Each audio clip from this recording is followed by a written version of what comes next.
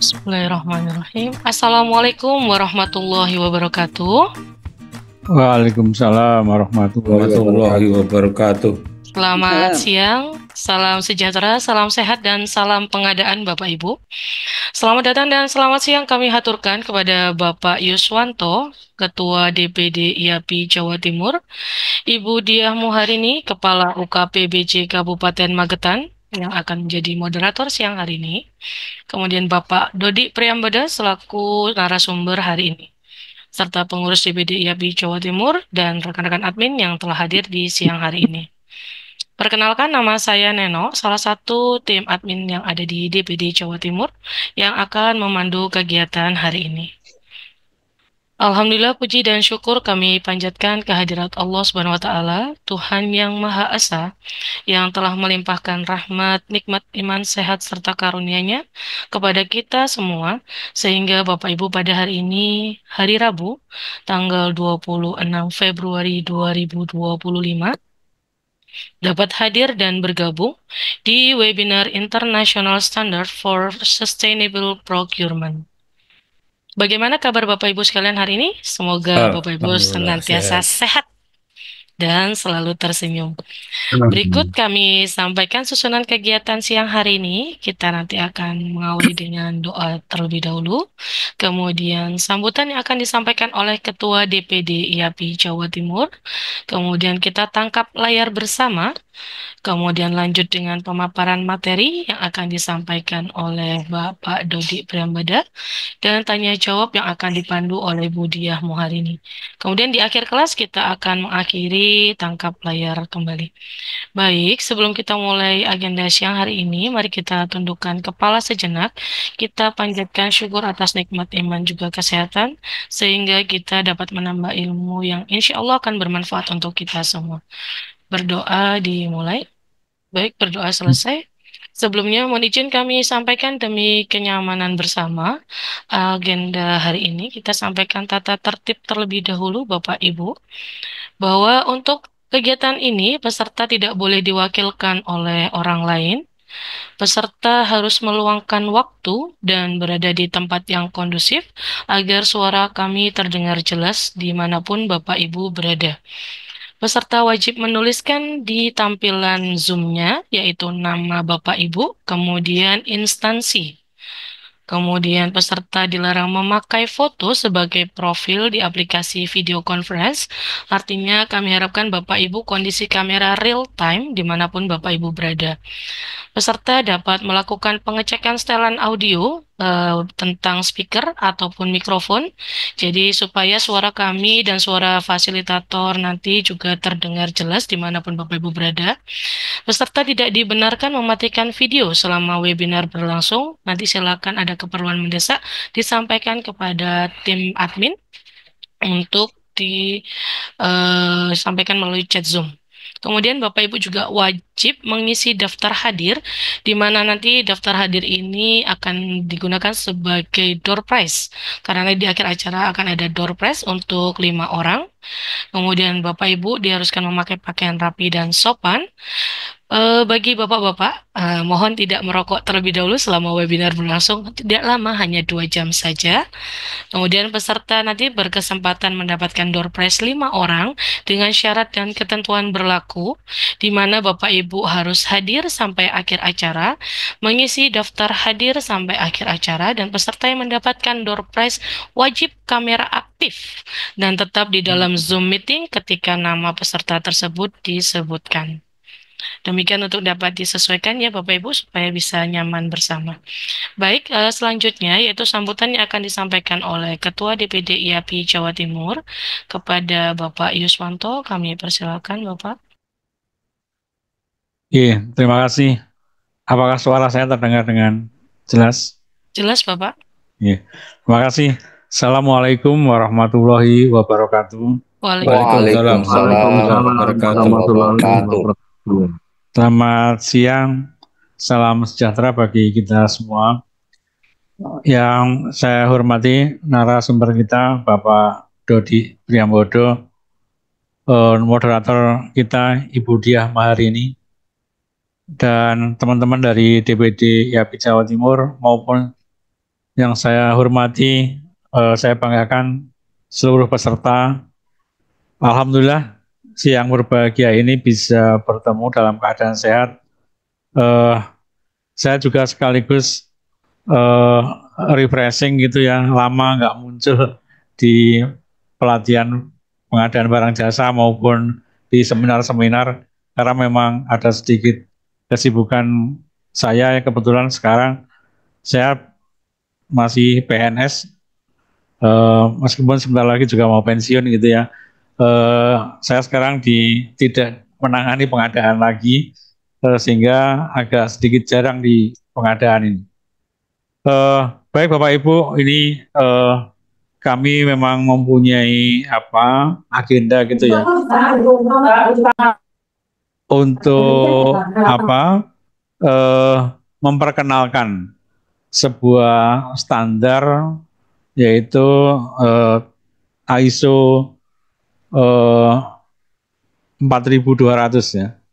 20.400. 20.400. Mohon maaf. Nyebutnya aja masih keliru gitu, saking barunya gitu. 20.400 tentang sustainable procurement ya. Nah, Bapak Ibu, seiring juga ya nanti pemerintah kan lagi baru memunculkan juga namanya ada Perka 157, nanti kita bahas ya. Baik Bapak Ibu, saya ingin memulai kenapa sih kita kok memunculkan sustainable procurement begitu ya. Saya kira memang ini lagi digalakkan oleh dunia gitu ya. Karena mungkin dunia kita seakan-akan menyempit gitu ya. Tahun 2005 itu total luas bumi dibagi jumlah penduduk gitu ya. Kita itu sekitar kebagian 2, berapa hektar gitu.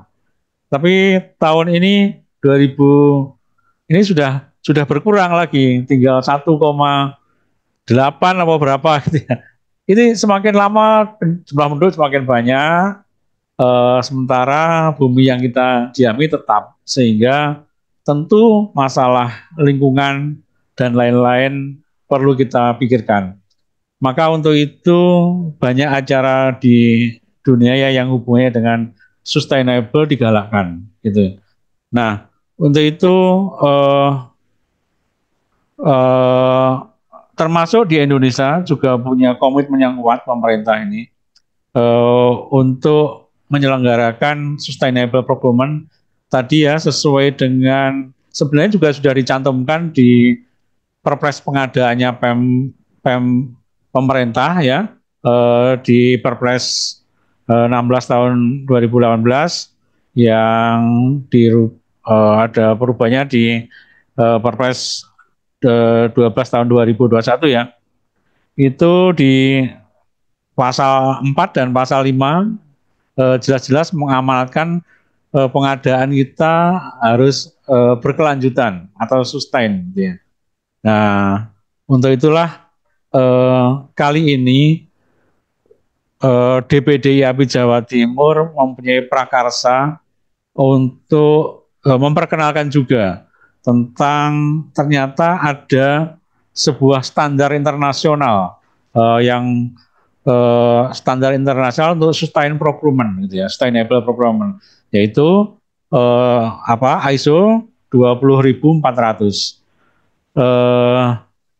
Di mana nanti praktek-prakteknya mungkin hampir sama yang ada di Perka LKPP, di Perka 157 tahun 2024 tentang pedoman pengadaan barang jasa yang berkelanjutan. Nah, itu nanti ada. Nah, untuk itulah teman-teman mungkin yang hadir di sini paling banyak dari pemerintah. Syukur-syukur kalau teman-teman ada yang hadir dari BUMN, BUMD gitu ya. Syukur-syukur nanti setelah ini bisa menerapkan ISO itu atau tentang sustainable procurement ini. Karena sustainable procurement ini, ISO ini bukanlah ISO yang kita dapatkan kemudian kita dapat sertifikat, itu bukan, tapi sebuah guidance bagaimana pengadaan barang dan jasa ini sustain, artinya berkelanjutan. Berkelanjutan itu bisa menjawab sekarang dan anak cucu kita akan kebagian juga. Ya. Jadi jangan mengeksploitasi yang sekarang, tapi kita memikirkan keberlanjutannya. Mungkin nanti dari sisi ekonomi, dari sisi sosial, dari sisi lingkungan, itu yang paling penting.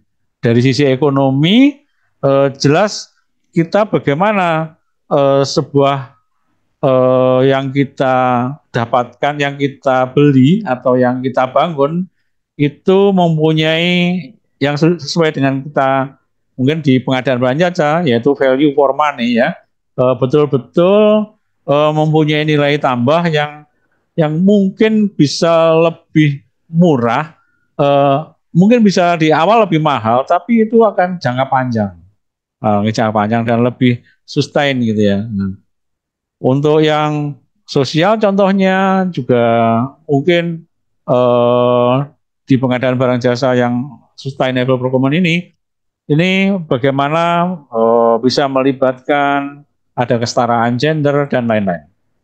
Ada bagaimana para pekerjanya terjamin, bagaimana pekerjanya sesuai dengan peraturan perundang-undangan, gitu ya, terjaga. Apalagi dari sisi lingkungan, gitu ya. Apa yang kita beli, kita usahakanlah yang ramah lingkungan. Ambillah contoh gedung kita, kalau pemeliharaan yang mungkin dulunya pakai listrik atau bola lampu yang buatnya besar-besar, sudah saatnya lah kita mulai memikirkan lampu-lampu yang mempunyai eco-label, eco-label energi atau apa, sehingga lebih murah tapi cahayanya lebih bagus dan bahkan dibuang pun bisa didaur ulang. Nah, hal-hal seperti itulah yang kita pikirkan. Jadi sustainable procurement ini bagaimana memasukkan unsur-unsur sustainable procurement ini dalam mulai dari perencanaan, pelaksanaan, mungkin ya, bagaimana membuat spek teknisnya, kemudian bagaimana mengevaluasinya, kemudian bagaimana berkontrak, bagaimana pelaksanaannya sampai serah terima itu melibatkan unsur-unsur sustainable procurement. Nah, kalau teman-teman nanti menerapkan itu, berarti nanti akan ada guidance-nya, ya berarti harus ada ahlinya yang mungkin mendampingi supaya di dalam kalau saya mungkin di pemerintah daerah gitu ya, jika kami menerapkan bagaimana unsur-unsur pengadaannya ini betul-betul menerapkan itu gitu. Jadi meskipun kami belum ya, bahkan memang di Indonesia ini, mohon maaf Pak Dodi, di Indonesia belum ada yang menerapkan, tetapi sudah mulai ada,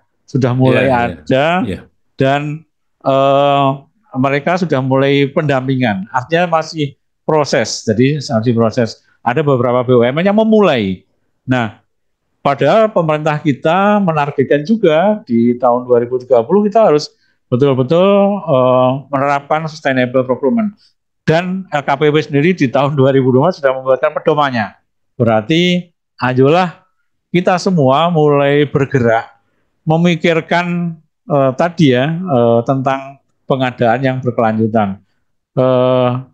Dan ini posisi kita, teman-teman yang ada di sini mungkin semuanya bergerak di bidang pengadaan barang jasa, sehingga pas karena apa ya yang dibelanjakan itu melalui pengadaan barang dan jasa, melalui procurement. Maka ya sebaiknya kita sudah mulai menerapkan sustainable procurement ini. Itu mungkin apa yang bisa kami sampaikan. Saya hanya mengajak ini adalah hal yang baik buat kita, diri kita, buat perusahaan atau entitas kita, dan utamanya baik untuk generasi mendatang. Nah, ini yang harus kita pikirkan Jadi ini ISO ini mengajari kebaikan buat bangsa dan negara saya kira, karena memikirkan anak cucu kita. Dan pengadaannya pun jika menggunakan procurement, insya Allah dari sisi cost, dari sisi sosial, dari sisi lingkungan akan lebih baik. Mungkin itu pengantar dari kami. Nanti lebih lengkapnya Pak Dodi silakan menjelaskan dengan segamblang-gamblangnya. Buat teman-teman silakan nanti jika ada pertanyaan silakan ditanyakan. Oh ya, tadi disampaikan Mbak Nino nanti juga dapat sertifikat ya yang ikut di sini. Sekali lagi terima kasih keikutsertaannya. Semoga pertemuan ini membawa berkah ya, membawa ilmu yang bermanfaat buat tadi ya generasi mendatang. Seperti itu mungkin dari kami. Mohon maaf jika ada yang tidak berkenan. Saya akhiri. Wassalamualaikum warahmatullahi wabarakatuh. Waalaikumsalam warahmatullahi wabarakatuh. Terima kasih kami aturkan kepada Bapak Yuswanto. Mohon izin Bapak untuk tidak meninggalkan ruang Zoom terlebih dahulu. Kita tangkap layar terlebih dahulu. Silakan Bapak Ibu yang belum aktif kameranya mohon diaktifkan. Siapa tahu nanti yang bertahan ini Bapak Ibu bisa mendapatkan door prize.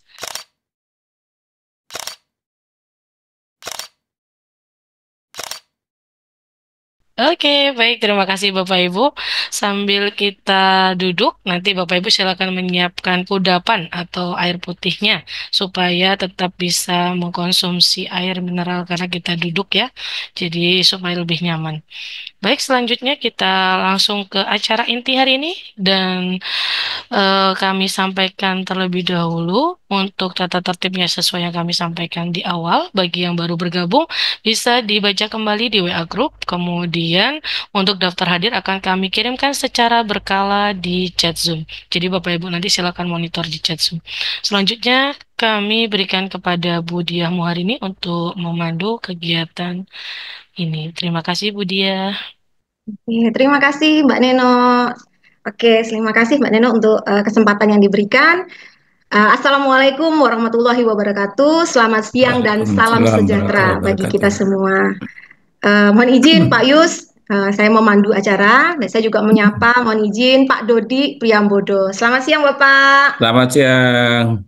Oke, teman-teman, hari ini luar biasa, gitu ya, luar biasa materi yang akan kita sama-sama bahas pada hari ini, gitu ya. Saya sapa dulu semua rekan-rekan penggiat PBJ, pelaku PBJ, kemudian mungkin ada JFP PBJ juga yang hadir dan semua peserta webinar pada siang hari ini di hari Rabu, tanggal 26 Februari 2025.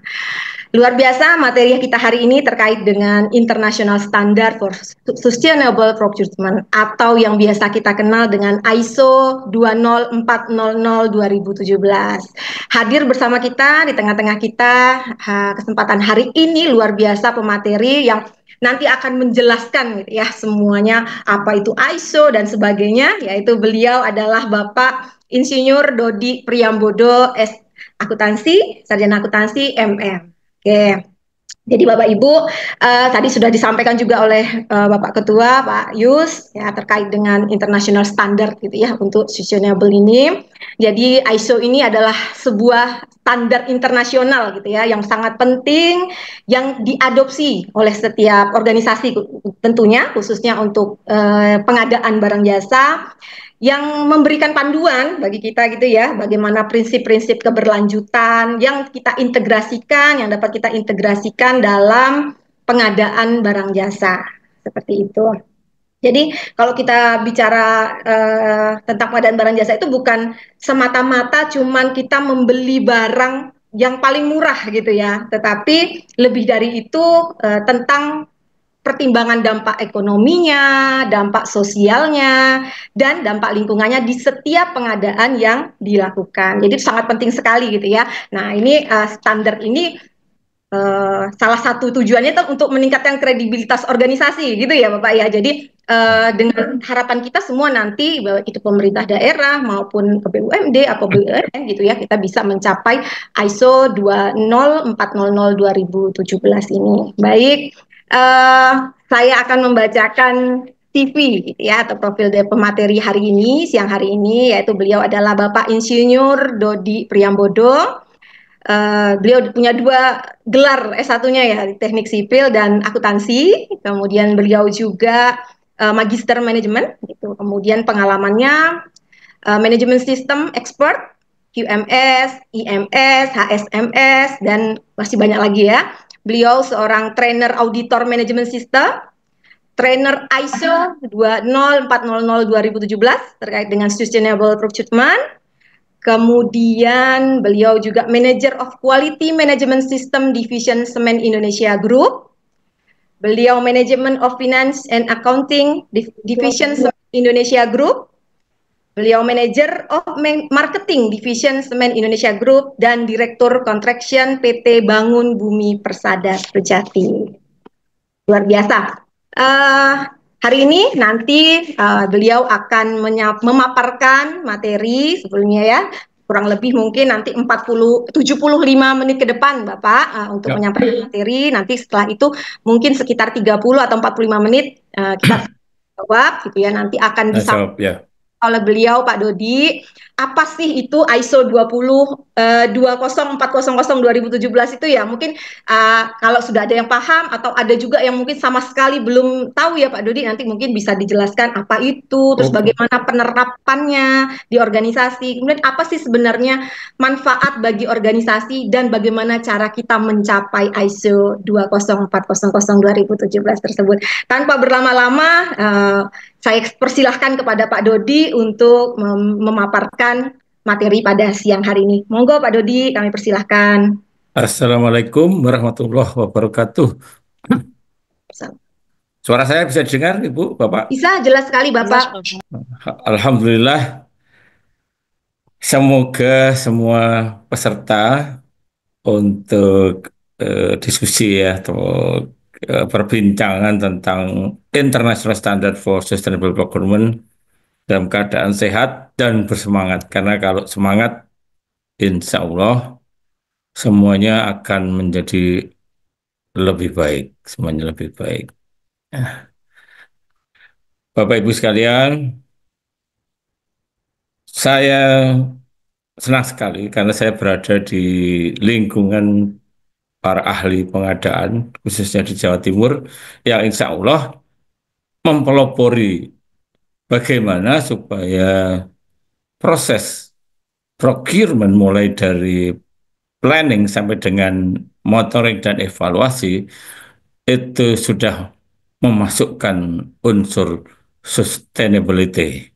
Sebagaimana saat ini dunia sudah dan sedang menuju World Development Goals, ya, yaitu World Sustainability. Jadi dunia merasa sudah saatnya untuk bersama-sama membangun sebuah kesadaran dan gerakan serta action supaya dunia ini bertahan lama dari segi pengelolaan dunia itu sendiri oleh seluruh bangsa di dunia. Ya, tadi sudah disampaikan, yang penting bahwa saya sekarang banyak memberikan pelatihan dan tugas konsultan di beberapa instansi dan juga perusahaan, khususnya terkait dengan ISO 20.400, kemudian 21.001, 9.001, 14.001, dan seterusnya.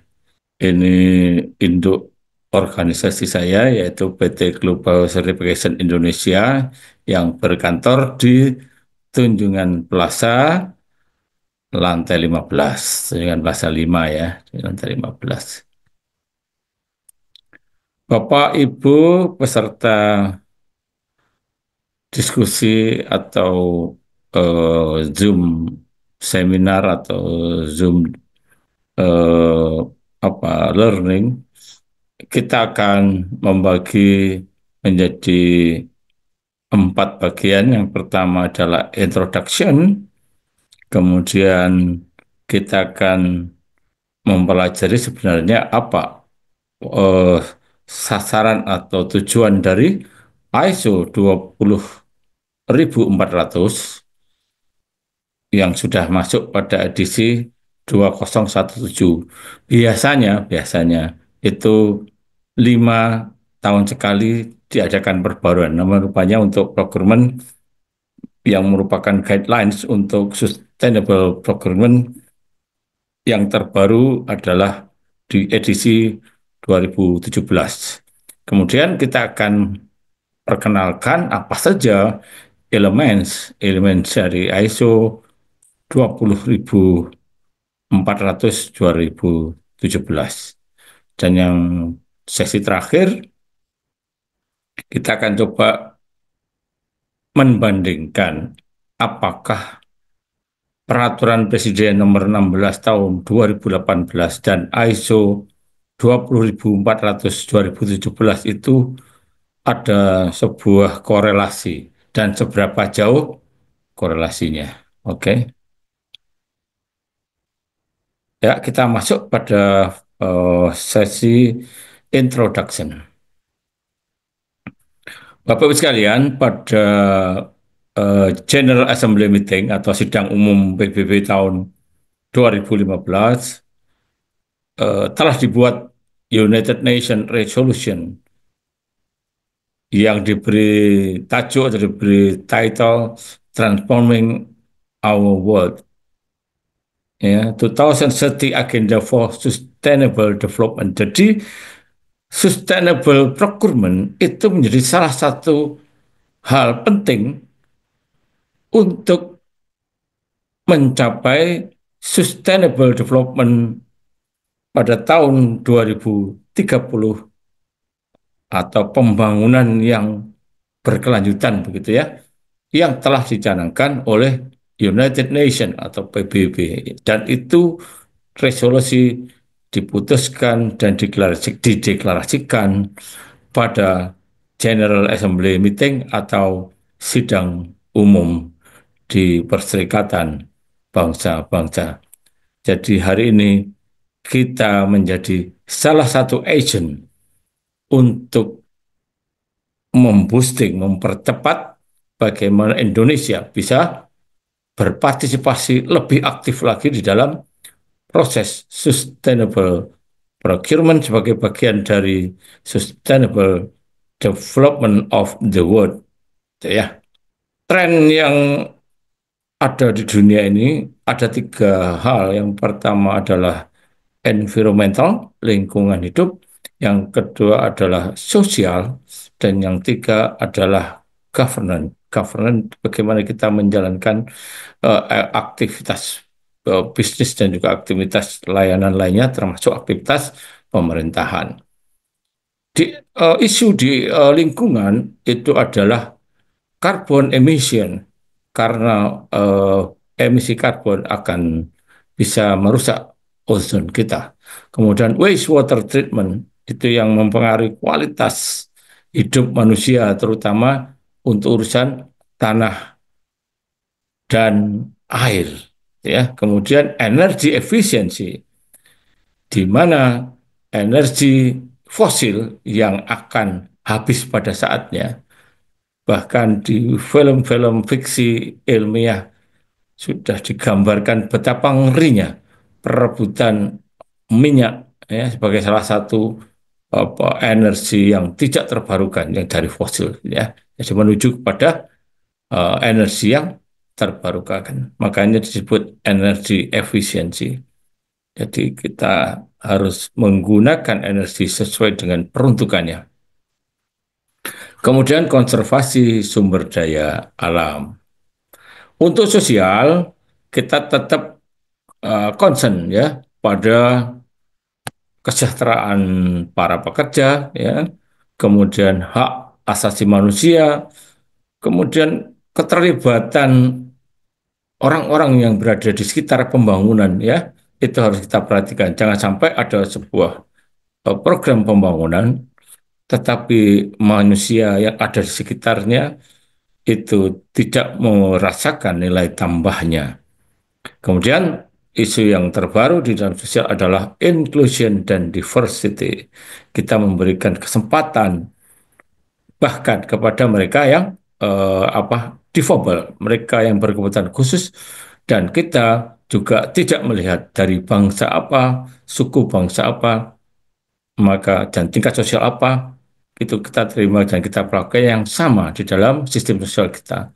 Kemudian di dalam kita menjalankan perusahaan, menjalankan pemerintahan dan apapun yang terkait dengan pengelolaan urusan di dunia ini, maaf, kita harus memiliki etika. Ya, untuk bisnis berarti bisnis etik, kalau untuk government berarti ya etik for government gitu ya. Kemudian kita harus memperhitungkan risk management, dan juga kita sebagai bagian dari sebuah komunitas kita harus transparan dan kita memberikan laporan yang dibutuhkan oleh semua stakeholder.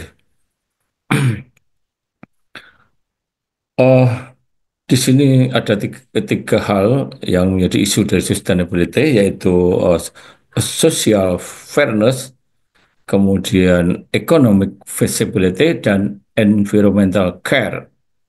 Nah, kalau tiga-tiganya kita lakukan dengan baik, maka dikatakan bahwa apa yang kita lakukan, misalkan procurement, itu berarti kita sudah melaksanakan sustainable procurement. Tetapi kalau misalkan hanya environmental dan social fairness saja, misalkan ekonomiknya tidak diperhatikan, berarti ethical procurement. Kalau itu antara economic feasibility dan environmental saja, berarti itu adalah credible procurement. Dan kalau hanya memperhatikan economic feasibility dengan social fairness, itu adalah a good atau decent procurement. Jadi mau nggak mau kita harus tiga-tiganya, kan gitu ya. Kemudian lebih rinci lagi dari yang kita uraikan tadi, misalkan social fairness itu apa? Jadi mengurangi ketimpangan, kemudian quality education, community support, good health. Jadi dalam proses kita harus tetap menjamin kesehatan semua orang yang terlibat dan lingkungannya. Tentu kita harus memerangi kemiskinan, kita harus memerangi kelaparan ya, stunting ya, program kita. Kemudian economic feasibility adalah economic growth, tetap harus growth ya, kita harus innovation, infrastructure.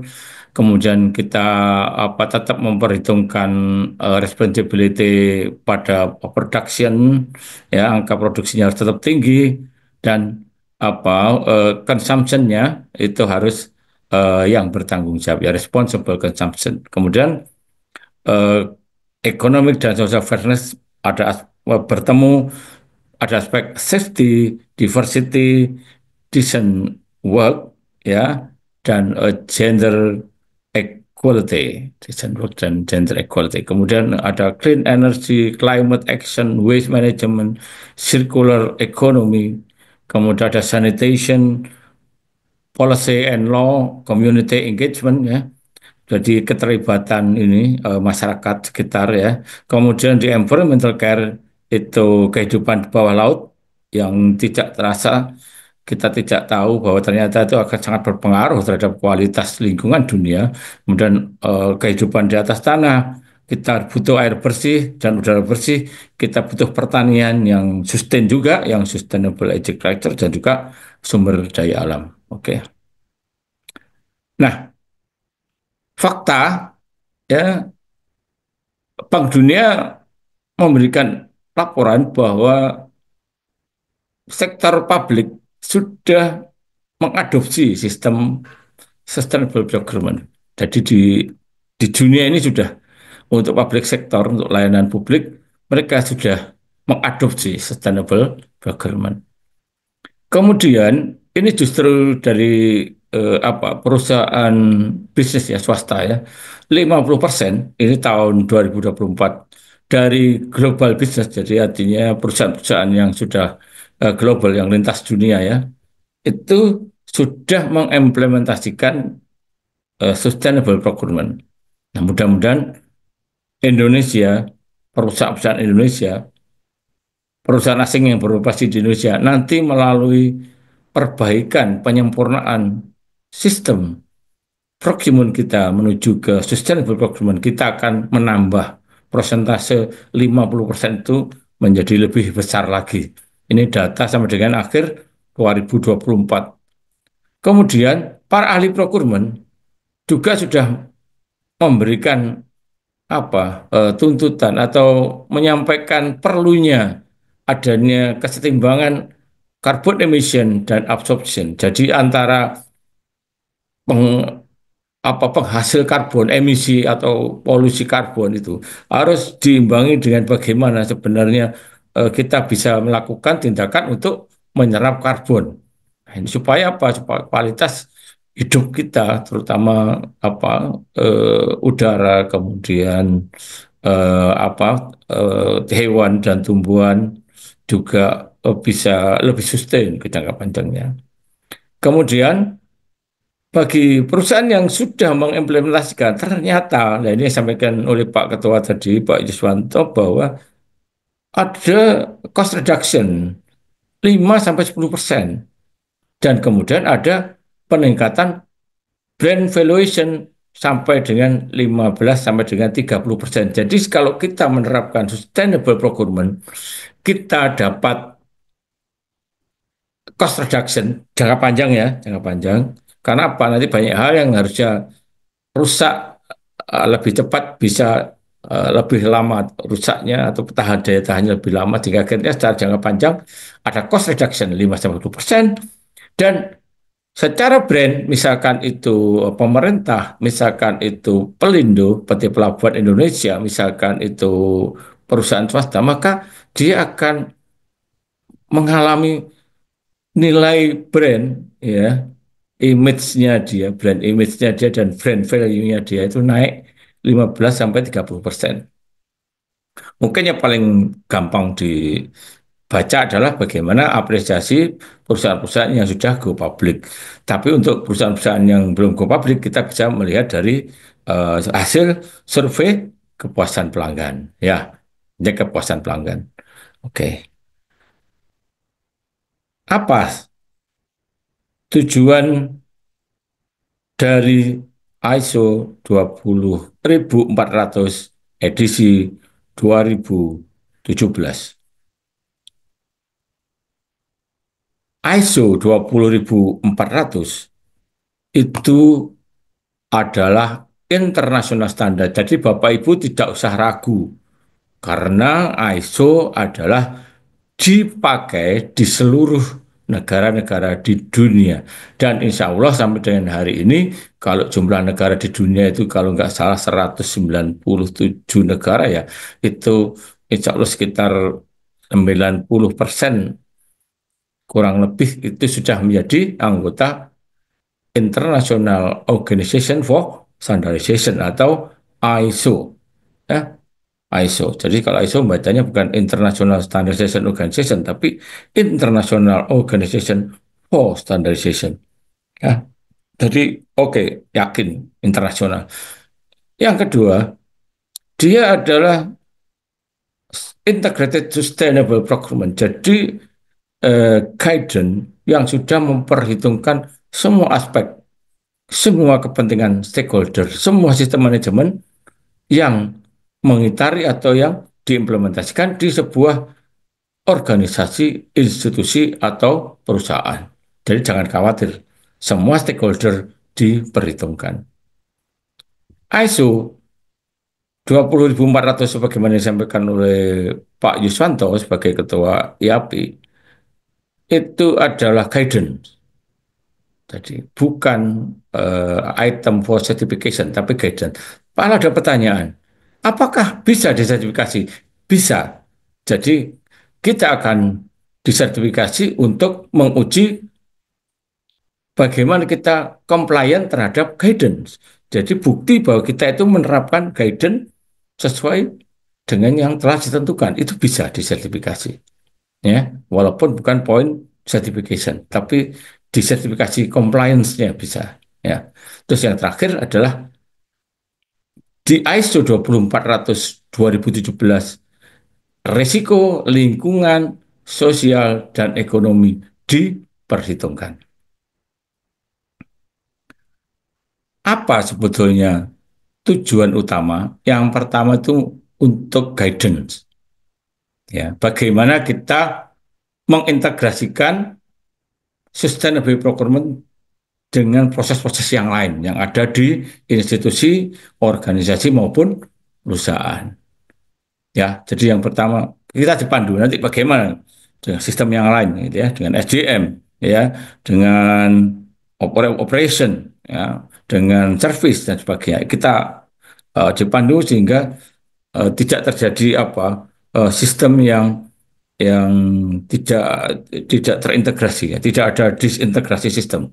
Jadi untuk memandu supaya terintegrasi. Yang kedua adalah bagaimana membuat atau memandu sebuah institusi, sebuah organisasi, sebuah perusahaan menjadi mengambil keputusan yang lebih bertanggung jawab, ya kan, untuk memberikan dampak terhadap lingkungan, sosial dan ekonomi. Jadi bagaimana sebuah perusahaan itu mengambil keputusan yang bertanggung jawab di sini adalah guidance-nya, yaitu ISO 20400 2017. Lebih spesifik lagi, apa tujuannya? Yang pertama adalah kita support untuk sustainable development, baik itu di Jawa Timur, di perusahaan kita di Jawa Timur, di Indonesia maupun di seluruh dunia. Kita adalah didorong untuk ikut serta di dalam melaksanakan program sustainable development melalui sustainable procurement. Kemudian tujuannya adalah untuk meminimalkan dampak negatif dari proses yang kita lakukan. Kalau kita di pengadaan berarti omong kosong, tidak mungkin kalau pengadaan itu tidak memiliki dampak negatif, ya. Ada, pasti ada. Tapi itu kita minimalkan.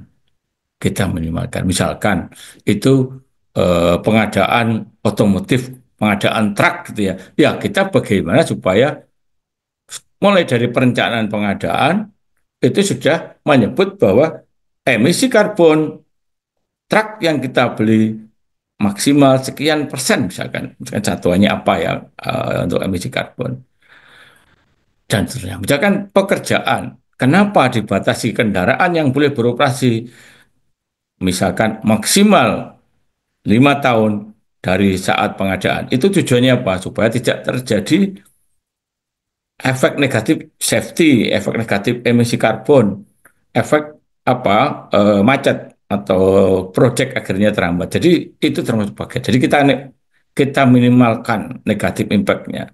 Mulai pengadaan, pelaksanaan kita kontrol juga sama dengan evaluasi. Evaluasi. Mereka yang taat, mereka yang bisa melaksanakan dengan baik, maka dia akan masuk di dalam kualifikasi pengadaan berikutnya. Sedangkan yang sebaliknya, maka mereka harus, mohon maaf, harus pergi dari daftar yang boleh ikut di dalam pengadaan kita. Kira-kira begitu. Kemudian kita ingin juga berperan untuk mencapai tujuan-tujuan dari sustainable development. Ini banyak sekali, ada belasan tujuannya ya.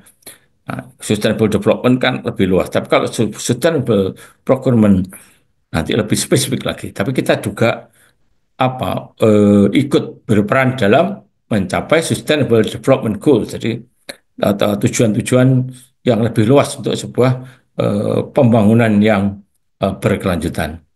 Kita meningkatkan transparansi. Jadi dengan adanya sistem ini masyarakat tahu kita melakukan apa. Kita mengumumkan pemenang tender, ya kan? Kita mengumumkan pemenang pengadaan, ya, e-katalog dan seterusnya. Itu masyarakat dengan transparansi, mereka bisa tahu kenapa mereka menang. Kita pun juga dengan santai menyampaikan ini loh evaluasinya dan sebagainya. Nah, di sistem ini itu juga dijaga.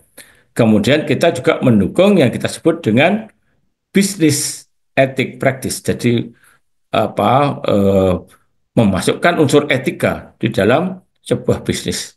Kadang-kadang maaf untuk yang ahli hukum mungkin bisa lebih detail. eh, Hukum saja tidak cukup, tapi kita juga harus menerapkan yang disebut dengan bisnis etik. Perekrut pegawai itu hak dari sebuah perusahaan, tetapi kita boleh mengatakan kita harus mengutamakan untuk unskilled labor sampai dengan medium skill labor harus menggunakan tenaga kerja sekitar lokasi pekerjaan atau lokasi proyek atau lokasi pengadaan misalkan, termasuk juga terhadap perusahaan-perusahaan luar negeri yang ikut di dalam uh, kompetisi pengadaan di Indonesia, maka itu harus kita tegakkan.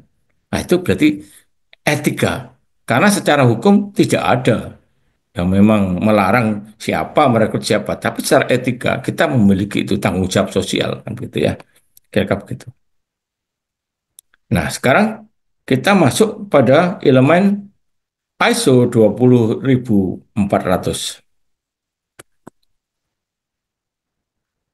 Nah, ini luas sekali. Maksudnya kita gambar dalam satu halaman maka akan sangat rumit. Tapi saya akan eh, jelaskan di slide ini yang umum-umum dulu. Nanti kita akan masuk per elemen di slide-slide berikutnya.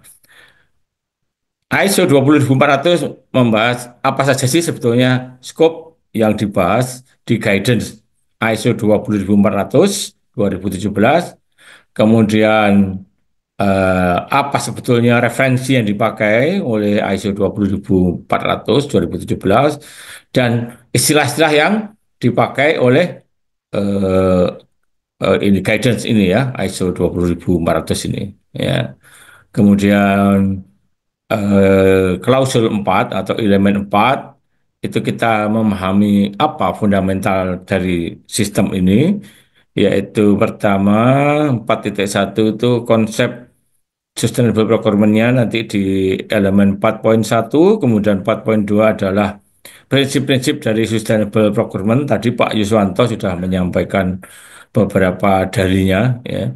Kemudian 4.3 itu apa apa sebenarnya apa inti ya inti dari pembahasan atau topik yang ada di sustainable procurement, kemudian drivers atau hal-hal yang mendorong yang mempengaruhi sustainable procurement, kemudian 4.5 adalah key consideration for sustainable procurement. Jadi beberapa hal pokok yang menjadi pertimbangan itu ya. Kemudian elemen 5 itu integrasi dari sustainability ya kan, eh, sustainable procurement ya ke dalam proses kebijakan dan strategi pengadaan perusahaan atau organisasi atau institusi. Bagaimana kita sudah paham, kita sudah punya guidance, memasukkannya dalam proses procurement di instansi kita, perusahaan kita seperti apa. 5.1 adalah komitmen ya, manajemen dari instansi dan perusahaan harus komit, harus di state bahwa kami komit untuk pengadaan yang sustainable. Itu harus secara jelas disampaikan secara top down, gitu ya. Kemudian clarifying accountability. Jadi siapa saja sebenarnya apa apa saja atau dan siapa saja yang memiliki tanggung jawab untuk item-item sustainable procurement. Kemudian aligning procurement with organizational objective and goal. Jadi bagaimana proses procurement yang sustainable ini tetap menyatu dengan tujuan dan sasaran dari instansi atau perusahaan. Understanding procurement practices and supply chain. Jadi ini apa uh, ini ya lingkaran pengadaannya, proses pengadaan mulai perencanaan sampai evaluasi ya. Itu kita pahami seperti apa nanti konsepnya. Kemudian managing implementation bagaimana.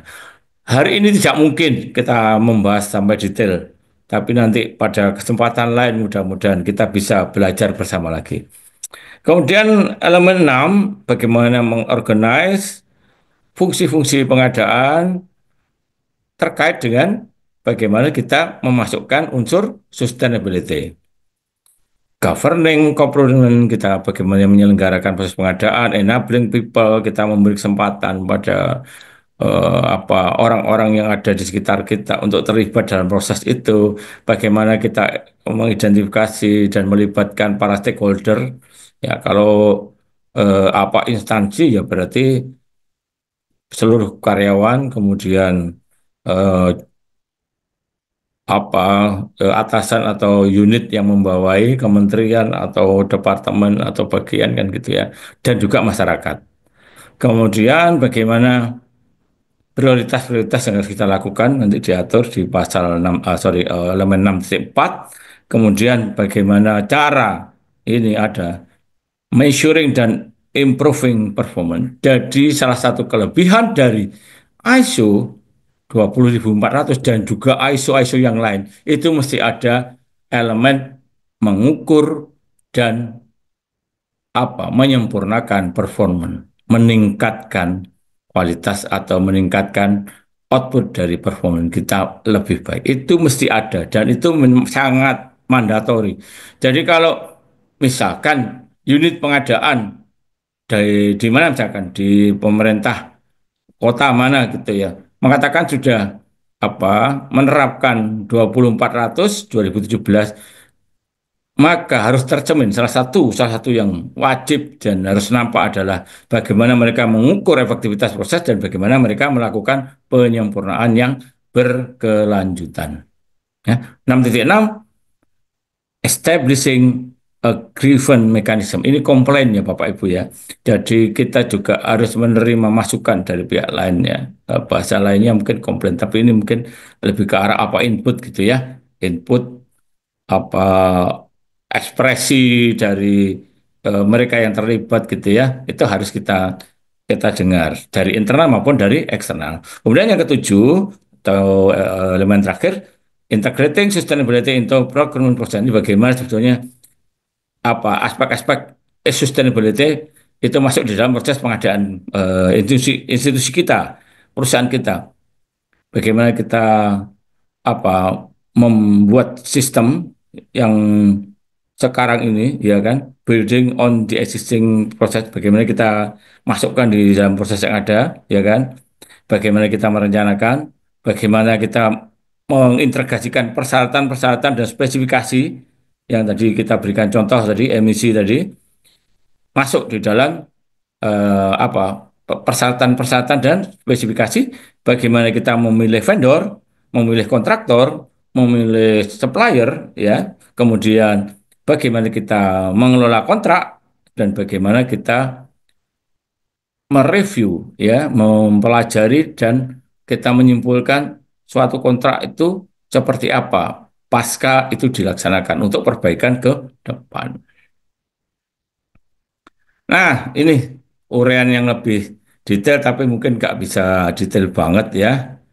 Itu adalah apa sih sustainable procurement itu pengadaan yang dampaknya terhadap lingkungan, sosial dan ekonomi itu paling positif yang mungkin gitu ya. Jadi bukan paling positif titik enggak, yang mungkin karena tidak mungkin tidak ada dampak kan gitu ya, ada dampak buruknya, tapi yang paling terbaik ya di seluruh siklus hidup dan berupaya meminimalkan dampak buruk ya tadi ya.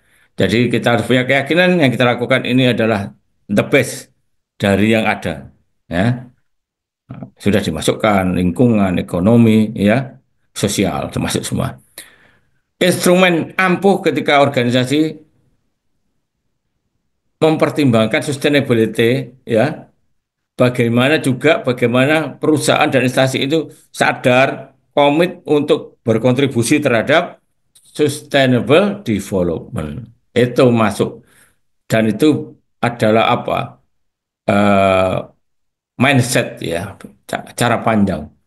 Makanya nanti harus trainingnya juga harus yang mantap supaya semua petugas pengadaan dan mereka yang terlibat yang secara langsung maupun tidak langsung itu memahami konsep ini gitu ya.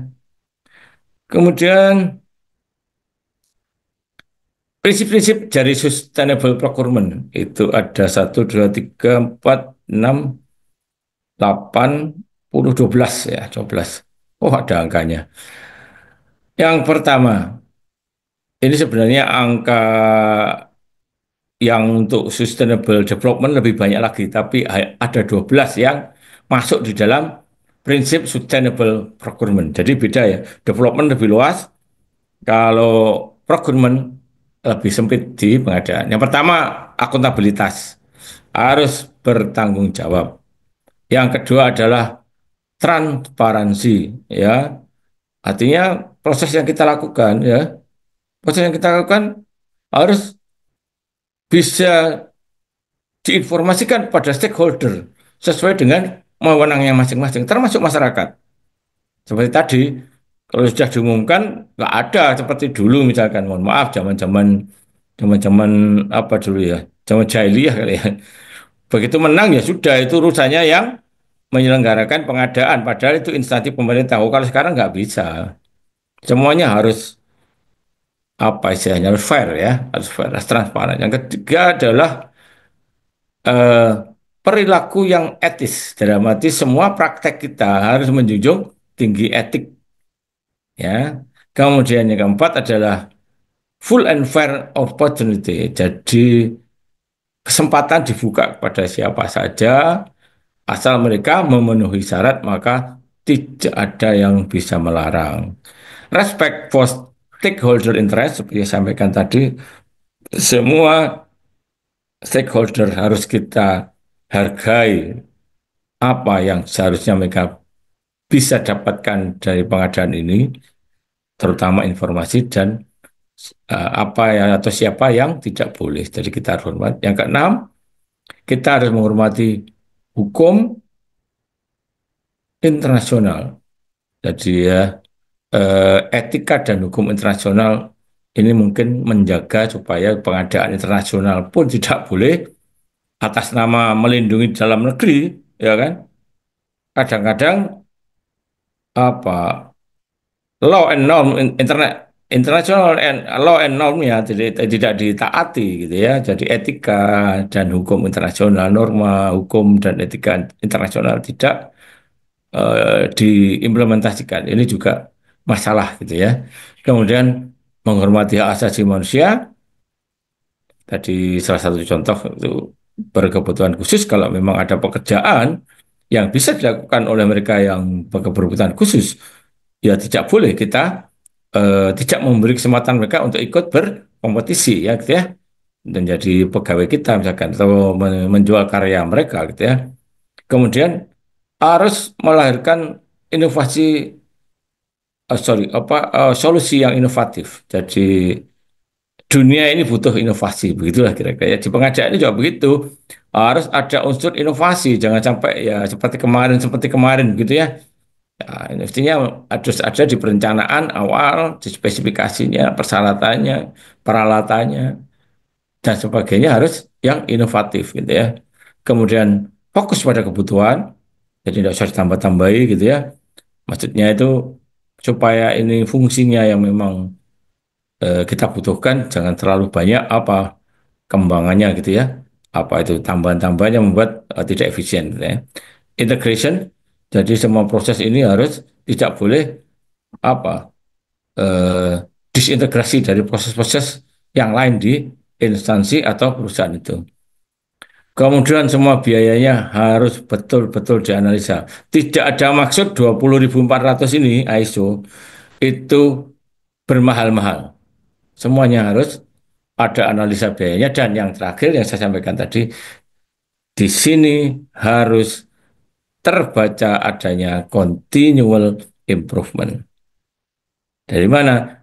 Diukur performanya, kemudian ditetapkan bagaimana cara memperbaiki dari hasil analisa pengukuran tadi, diukur, kemudian dianalisa, kemudian dibuat bagaimana langkah improvementnya. apa subjek dari apa sustainable procurement? Pertama apa eh, eksekutif ya dalam arti organisasi apa pihak-pihak yang melaksanakan roda dari organisasi itu ya, organizational governance. Bagaimana perusahaan itu apa dikelola gitu ya, organisasinya ya, struktur organisasi orang-orangnya. Yang kedua, bagaimana eh, hak asasi manusia ya, kemudian bagaimana perlindungan terhadap pekerja, bagaimana lingkungan, bagaimana fair operating practice, jadi pelaksanaan yang adil, pelaksanaan yang fair. Kemudian kita juga harus memperhatikan customer issues, dalam arti kalau pengadaan berarti sebetulnya consumer kita itu ya masyarakat gitu ya. Kalau unit pengadaan pemerintah ya yang ada di masyarakat tuh jangan kita diem aja. Di sana ada apa yang berkembang tentang pengadaan yang dilakukan oleh pemerintah. Itu yang harus kita menjadi salah satu apa elemen ya, core elemen dari sustainable procurement. Dan yang terakhir adalah keterlibatan komunitas ya, masyarakat sekitar, organisasi-organisasi yang relevan untuk bisa terlibat di dalam pembangunan. Dalam hal ini yang kita apa tangani adalah pengadaannya. Kemudian apa saja sebetulnya apa yang kita anggap mempengaruhi gitu ya, yang mendrive sustainable procurement gitu ya. Competitive advantage, jadi harus kompetitif, pengadaannya tidak boleh boros. Yang kedua adalah harus ada inovasi. Yang ketiga, stakeholder need-nya harus dipenuhi. Kita yang berikutnya harus taat kepada hukum dan perundangan, ya, peraturan dan perundangan, ya, ada regulation, ada statutory. Jadi kalau regulation itu berarti mungkin adalah peraturan-peraturan, kemudian statutory itu lebih ke arah kepada apa law ya, hukum ya, hukum. Kemudian kebijakan publik harus diperhatikan bahwa yang kita lakukan itu akan berpengaruh terhadap masyarakat, terhadap layanan masyarakat. Itu harus diutamakan. Yang terakhir adalah manajemen risiko. Walau boleh ditambah lagi, boleh. Ya, yang terakhir. Kalau ada hal lain lagi yang dianggap perlu diperhitungkan sebagai hal yang mempengaruhi, ya kita atur di sistem kita. Ya. Nah, ini kira-kira saling keterkaitan tadi ya. Kita mengelola risk and opportunity, risikonya kita kelola supaya minimal, opportunity untuk memperbaiki struktur apa ekonominya, kemudian opportunity memperbaiki kualitas lingkungan dan juga opportunity untuk meningkatkan apa social awareness kita harus kita apa harus kita rencanakan dengan baik. Kemudian kita mengurangi dampak buruk dan meningkatkan keberlanjutan. Nah, ini melalui penilaian ini ya, melalui penilaian. Kapan penilaian itu dilakukan? Setelah proses berjalan. Jadi ini kan apa siklus ya, siklus berjalan. Ini bukan hold point. Due diligence itu bukan mandek dulu baru diteruskan enggak. Tapi kalau di sini nanti ditemukan sesuatu yang sifatnya fundamental dan bertentangan dengan apa prinsip pengadaan khususnya untuk sustainable procurement, maka pada saat kita apa evaluasi sistem manajemen kita, maka ini harus dibahas ya. Terus bagaimana kita apa memberikan prioritas terhadap sustainability issues. Jadi seperti diperkirakan itu ada cuaca ekstrim yang saat ini sudah mulai sangat diperhitungkan sehingga itu akan bisa memporak-porandakan jenis kegiatan apa saja dan jenis kontrak apa saja. Makanya di dalam ISO 9001 itu sekarang ditambah di amandemen ya, yaitu yang disebut dengan eh, apa environmental issue gitu ya, isu tentang cuaca ekstrim. Kenapa sampai sekarang itu belum bisa dijinakkan dengan data-data dan perencanaan yang terukur? Karena apa? Itu akan terjadi dengan tiba-tiba gitu ya. Nah, itu jadi banyak sekali nanti kita bisa diskusikan dan ini para ahli lingkungan, saya kira di sini banyak para ahli lingkungan bahwa itu menjadi salah satu isu sustainability saat ini adalah apa cuaca ekstrim atau extreme climate ya, extreme climate. Itu harus diperhatikan di dalam proses pengadaan khususnya yang terkait langsung dengan apa climate ya, dengan cuaca. Mungkin teman-teman Pelindo saya kira sudah ada, saya lihat ada bapak-bapak dari Pelindo ini sudah menjadi apa bahasan ya di ISO 9001 maupun ISO 14001. Kemudian influencing supplier and other stakeholder behavior. Jadi bapak-bapak sekalian dan ibu-ibu, kalau kita yang berada di procurement menerapkan sustainable procurement, otomatis pihak vendor, pihak supplier, dan yang terkait lainnya, mereka juga akan memiliki prinsip-prinsip untuk sustainable development di unit mereka. Kenapa? Karena kita mempersyaratkan. Hingga akhirnya pasti mereka akan dampaknya itu, dampak positifnya mereka juga akan dipengaruhi oleh sistem yang kita bangun. Yang terakhir adalah kita akan terhindar dari apa praktek-praktek yang salah ya, praktek-praktek yang salah. Baik itu prakteknya sendiri salah tak langsung, baik itu manfaatnya maupun yang silent complicity yang ya sebenarnya itu apa ya, mohon maaf bahasa saya ya, kong kali kong untuk membuat kerusakan itu dengan proses kita insya Allah tidak tidak akan bisa dilakukan ya. Jadi silent complicity itu tidak kelihatan di prosesnya, tapi sebenarnya ada proses yang menuju kepada kerusakan itu ya. Itu kira-kira di 4.5. Ya, sekarang bagaimana sebenarnya bisa mempengaruhi supplier, peserta tender ya dan pihak-pihak terkait ya yang kita kendalikan langsung ya. Langsung bisa kendalikan, tidak bisa ini tidak bisa speknya aja. Kemudian misalnya ini visit biasanya ya, visit atau contoh barang ya. Yang kedua itu persyaratan. Bapak Ibu, persyaratannya jangan lupa ingat prinsip dari sustainable procurement ya.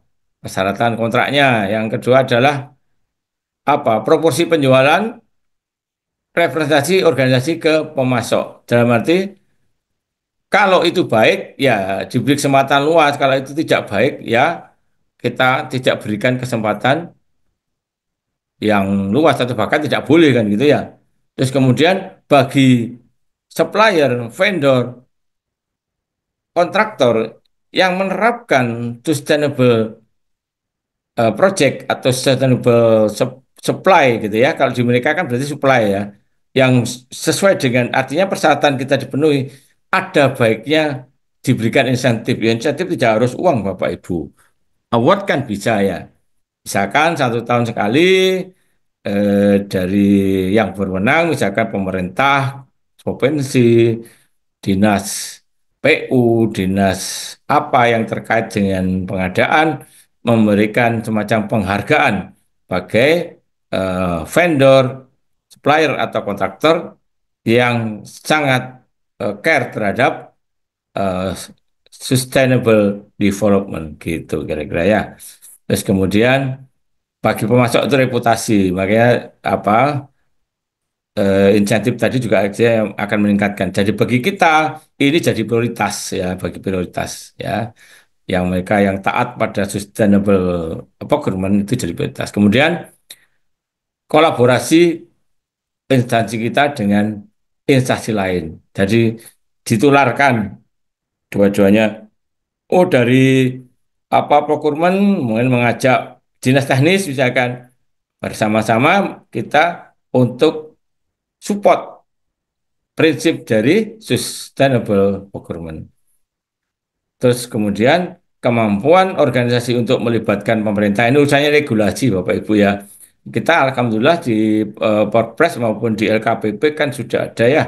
Kita tadi Pak Yus menginformasikan bahwa mulai 2025 juga sudah ada, dan saya kira 2030 jauh sih jauh, dekat sih dekat ya.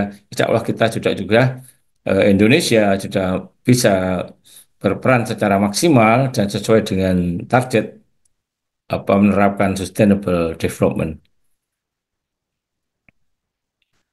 Ini elemen 5, integrating sustainability into procurement policy dan objektif. Jadi kebijakan dan sasaran perusahaan harus ada unsur sustainability. Pertama komitmen, biasanya itu di apa? Kalau dulu kan ISO 9001 sudah, lingkungan sudah, tambahi satu lagi. Kita juga menerapkan disebut dengan sustainable procurement. Ditulis di situ, infokan seluruh eh, internal, karyawan, manajer, dan juga kepada masyarakat yang terlibat, termasuk para supplier, para vendor, dan para kontraktor.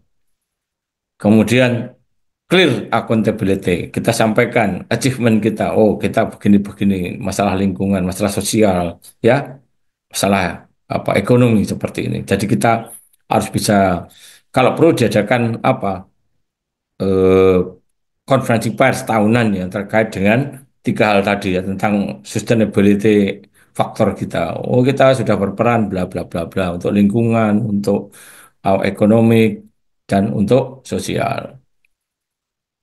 Bagaimana kita menselaraskan proses sustainable procurement dengan susuran tujuan dan sasaran dari instansi kita atau perusahaan kita.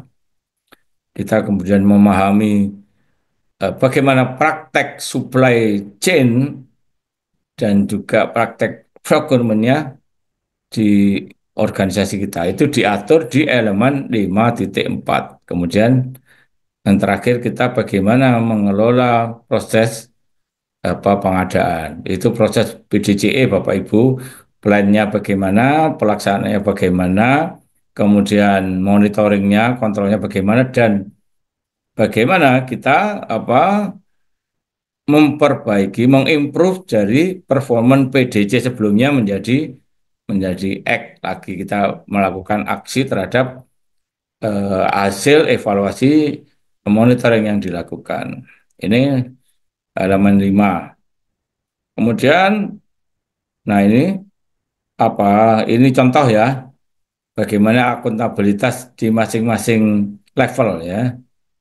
Top manajemen, kemudian procurement manajemen ya mungkin kalau Bapak Ibu ini apa ya kepala daerah atau kepala dinas ya yang mungkin ada di sini, kemudian turun ke procurement management apa di sini accountable developing the sustainable procurement. Jadi kita mendevelop, men-set up sistemnya dan prosesnya ya, sistem dan prosesnya seperti apa ya, yang sesuai dengan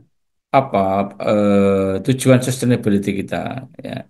Kemudian didelegasikan kepada staf, masuk di dalam apa persyaratan-persyaratan di dalam mekanisme dan sebagainya.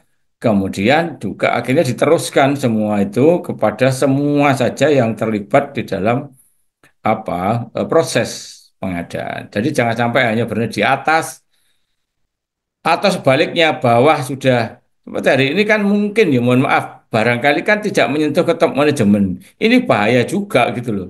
Tapi di top manajemen, di middle manajemen ada, tapi staff sama personil yang eksekusi tidak paham, masalah juga gitu loh. Jadi ini di semua tingkatan harus memiliki tanggung jawab yang jelas.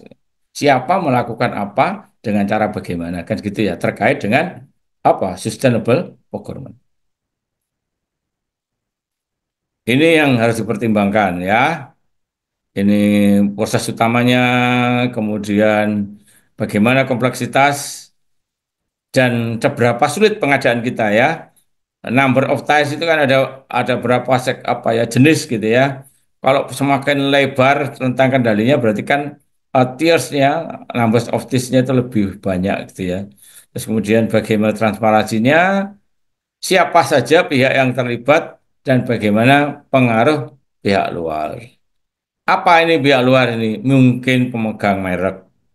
Bapak Ibu tidak ada pilihan lain misalkan. Misalkan pengadaan pompa air yang apa eh, kapasitas tinggi gitu ya. Kan sudah terlanjur ya membeli merek A misalkan ya. Nah, itu yang paling mudah kan membeli merek yang sama gitu ya. Berarti kan kita ada external influencer.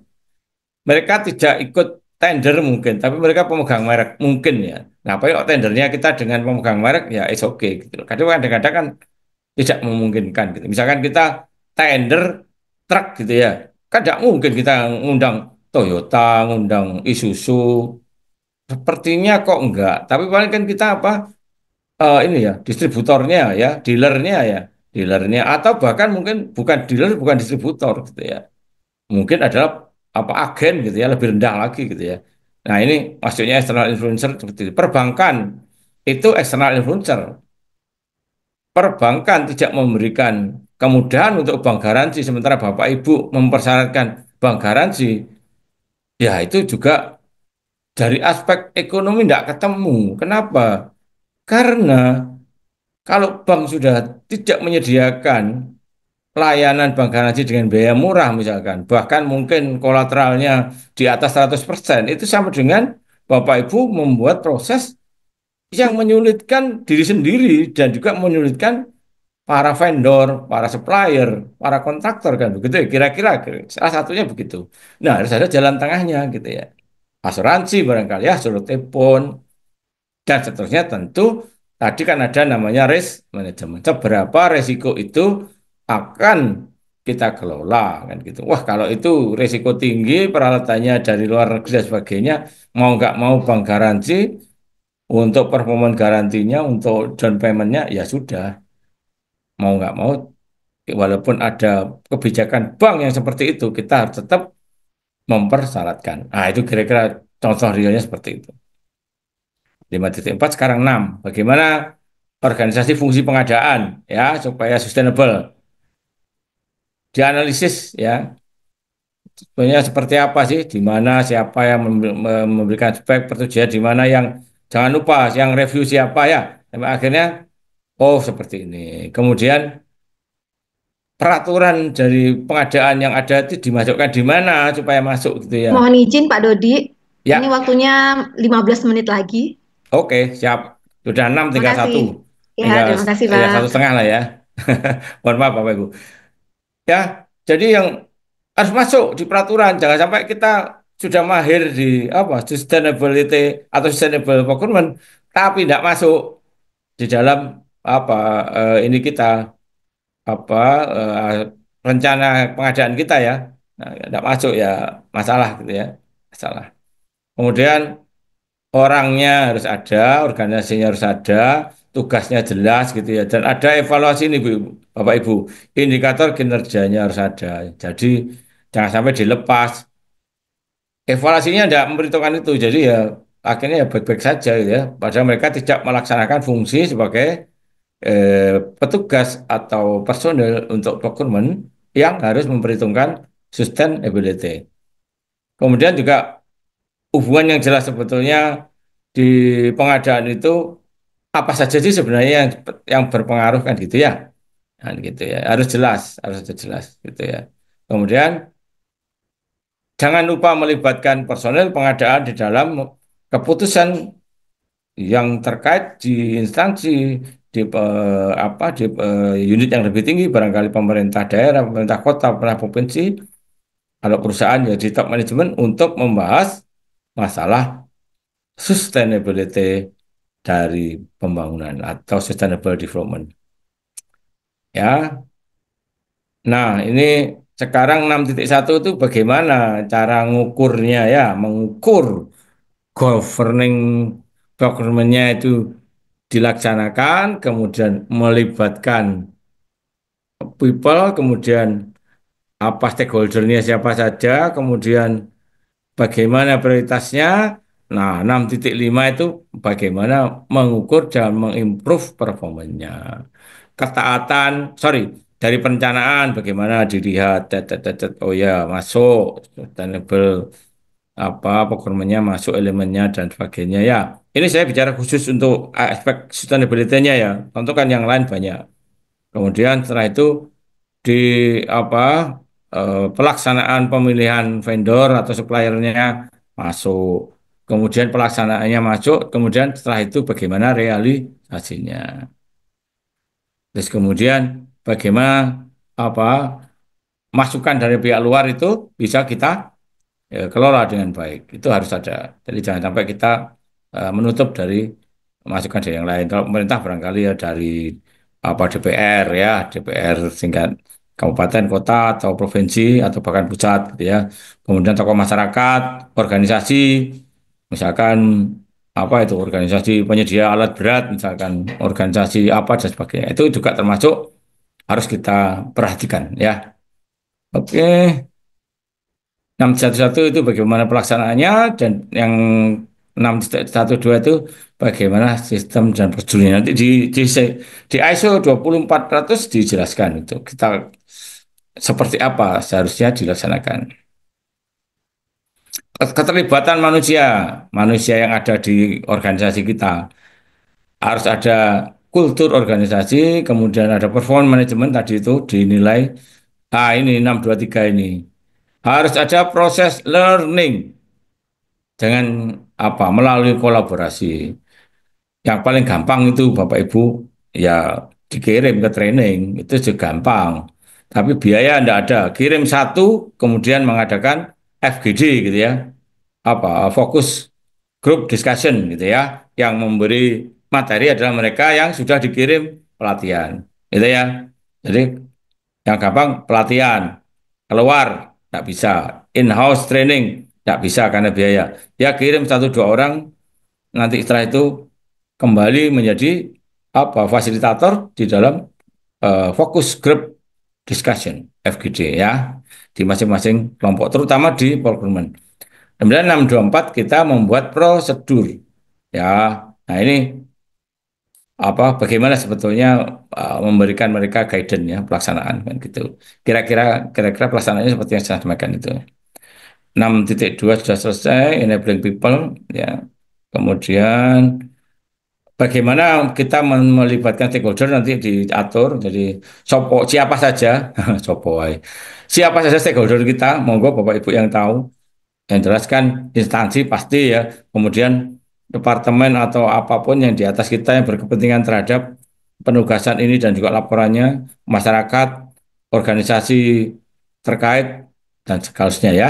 Itu siapa, kemudian bagaimana kita melibatkan seluruh elemen yang terkait di supply chain kita, mulai dari supplier ya kan, mulai supplier, kemudian kontraktor, kemudian apalagi ya mungkin pihak yang apa memberikan sertifikat ya ada kalau di kontraktor ada SKK ya ada SKK kalau di bejana tekan ada izin apa itu sertifikat bejana tekan gitu ya ya kurang lebih seperti itu kemudian ada SMK 3 dan sebagainya jadi kita harus libatkan itu nanti di 633 akan diatur bagaimana caranya mereka-mereka itu terlibat di dalam proses pengadaan kita. Dalam tanda petik ya terlibat. Bisa jadi sertifikatnya, bisa jadi kebijakannya, dan seterusnya. Ini macam-macam nih ya. Apa eh, apa yang diperlukan gitu ya. Interest apa yang diperlukan. Kalau top manajemen apa? Ya mereka butuh image-nya diproteksi dong perusahaannya gitu ya. Reputasi instansi atau brandnya ya, perusahaannya ya. Kemudian keunggulan kompetitif, kemudian inovasi, mereka harus dapat, kemudian increase investor confidence. Berarti itu dong yang menjadi pamrih mereka untuk pelaksanaan sustainable procurement. Kemudian untuk tim apa pengadaan bisa mengelola risiko pengadaan dan juga ada peluangnya harus menghemat biaya, harus ada inovasi yang berkelanjutan dan apa kalau ini kalau di pengadaan pemerintah berarti kan bukan buyer tapi user ya motivate user jadi eh, proses ini kita informasikan kepada user bahwa ini proses menjadi lebih baik, sehingga akhirnya apa usernya lebih bersemangat ya. Kemudian mereka yang merencanakan apa spek ya, membeli barang yang lebih sustain, menjamin bahwa barang itu sesuai dengan yang dibeli, kemudian apa barangnya asli ya, itu kemudian eh, di produksi dan seterusnya ya, itu nanti di jangan sampai itu lepas dari proses pengadaan kita, itu harus kita penuhi semua ya. Nah, gitu ya sampai ke level bawah. Ini untuk internal function. Kemudian di supply chain ada supplier, ada subkontraktor, ada business partner, consultant gitu ya. Kemudian dari stakeholder lainnya itu user ya, kalau di bagian pengadaan klien, ada ini user ada ya, customer, kemudian komunitas, kemudian ini tadi organisasi pemerintahan ya, kemudian pengelola public sector kan gitu ya, kemudian NGO ini kadang-kadang kadang-kadang kalau di Indonesia agak repot nih ya, NGO ini kadang ya kadang enggak gitu ya. Ya, kadang dituruti malah mengganggu, enggak dituruti juga mengganggu kan gitu ya. Kemudian apa serikat pekerja, investor dan seterusnya ya. Ini pihak-pihak yang harus apa saja di sini ya. Interest mereka apa? Harus kita bukukan, jangan sampai itu kita abaikan. Yes, nampak ini risk management, kemudian using different approach to set priorities. Jadi kita apa? Memberikan pendekatan yang berbeda-beda. Seperti apa? Ini dia ya. Kalau yang dibeli itu jasa cleaning service, kemudian building construction, kemudian paket pemaketan dan lain-lain, itu nanti bagaimana isu climate kan gitu ya. Ini ada apa? Ini low impact, kemudian medium, ini ini yang medium, yang high impact ini ya. Contohnya cleaning service itu dia kesehatan ya gitu ya, masuk ya. Tapi untuk building construction itu medium impact untuk isu climate. Nah, sedangkan ini mestinya kategori lainnya ini mesti yang alat berat dan sebagainya, itu berarti bahwa hal-hal yang terkait dengan lingkungan ada di sini. Jadi kita buat barang kita yang kita beli apa, pengaruhnya apa, lokal, employment apa, kesehatan apa, klimat apa, ini sesuai dengan kebutuhan kita Bapak Ibu ya. Ini contoh kita buat ini supaya apa? Benar kita ya. Kemudian bagaimana kita membuat defining metric and indicator untuk mengukur, kemudian laporan, kemudian benchmark kita bandingkan terhadap misalkan instansi lain, apa pengadaan di kota lain dan sebagainya ya. Kita bisa melakukan atau tahun sebelumnya itu bisa jadi benchmarker ya, benchmarkernya. Ini laporan pada siapa? Eksternal stakeholder ya, organisasi profesi, apa ini tadi LSM siapa gitu ya. Kemudian top management, procurement function, supplier, apa laporan yang diperlukan oleh mereka? Diidentifikasi Bapak Ibu, harus. Yang dibutuhkan mereka apa? Dengan nanti kita siapkan gitu. Kalau memang tidak siapkan ya tidak usah ditulis di sini gitu ya. Apa saja nanti bisa kita tetapkan sendiri. Tapi ini di guidance kita seperti apa. Ini terakhir ya, membahas bahwa kita ini apa proses yang eh, semua elemen dari sustainability harus kita lakukan. Kita sedang mendevelop proses itu ya. Kemudian ditujukan pada mereka yang bertanggung jawab untuk pengadaan, kemudian individu yang bertanggung jawab atas pengadaan juga harus bagaimana dia relevan dengan apa sustainability, kemudian harus diintegrasikan pada pengadaan yang ada. Gambar 4 itu yang tadi itu, ya ini ya, apa laporannya ya. Nah, tabel 4 ya, bagaimana apa alur proses pengadaan yang umum digunakan sebagai struktur klausula ini.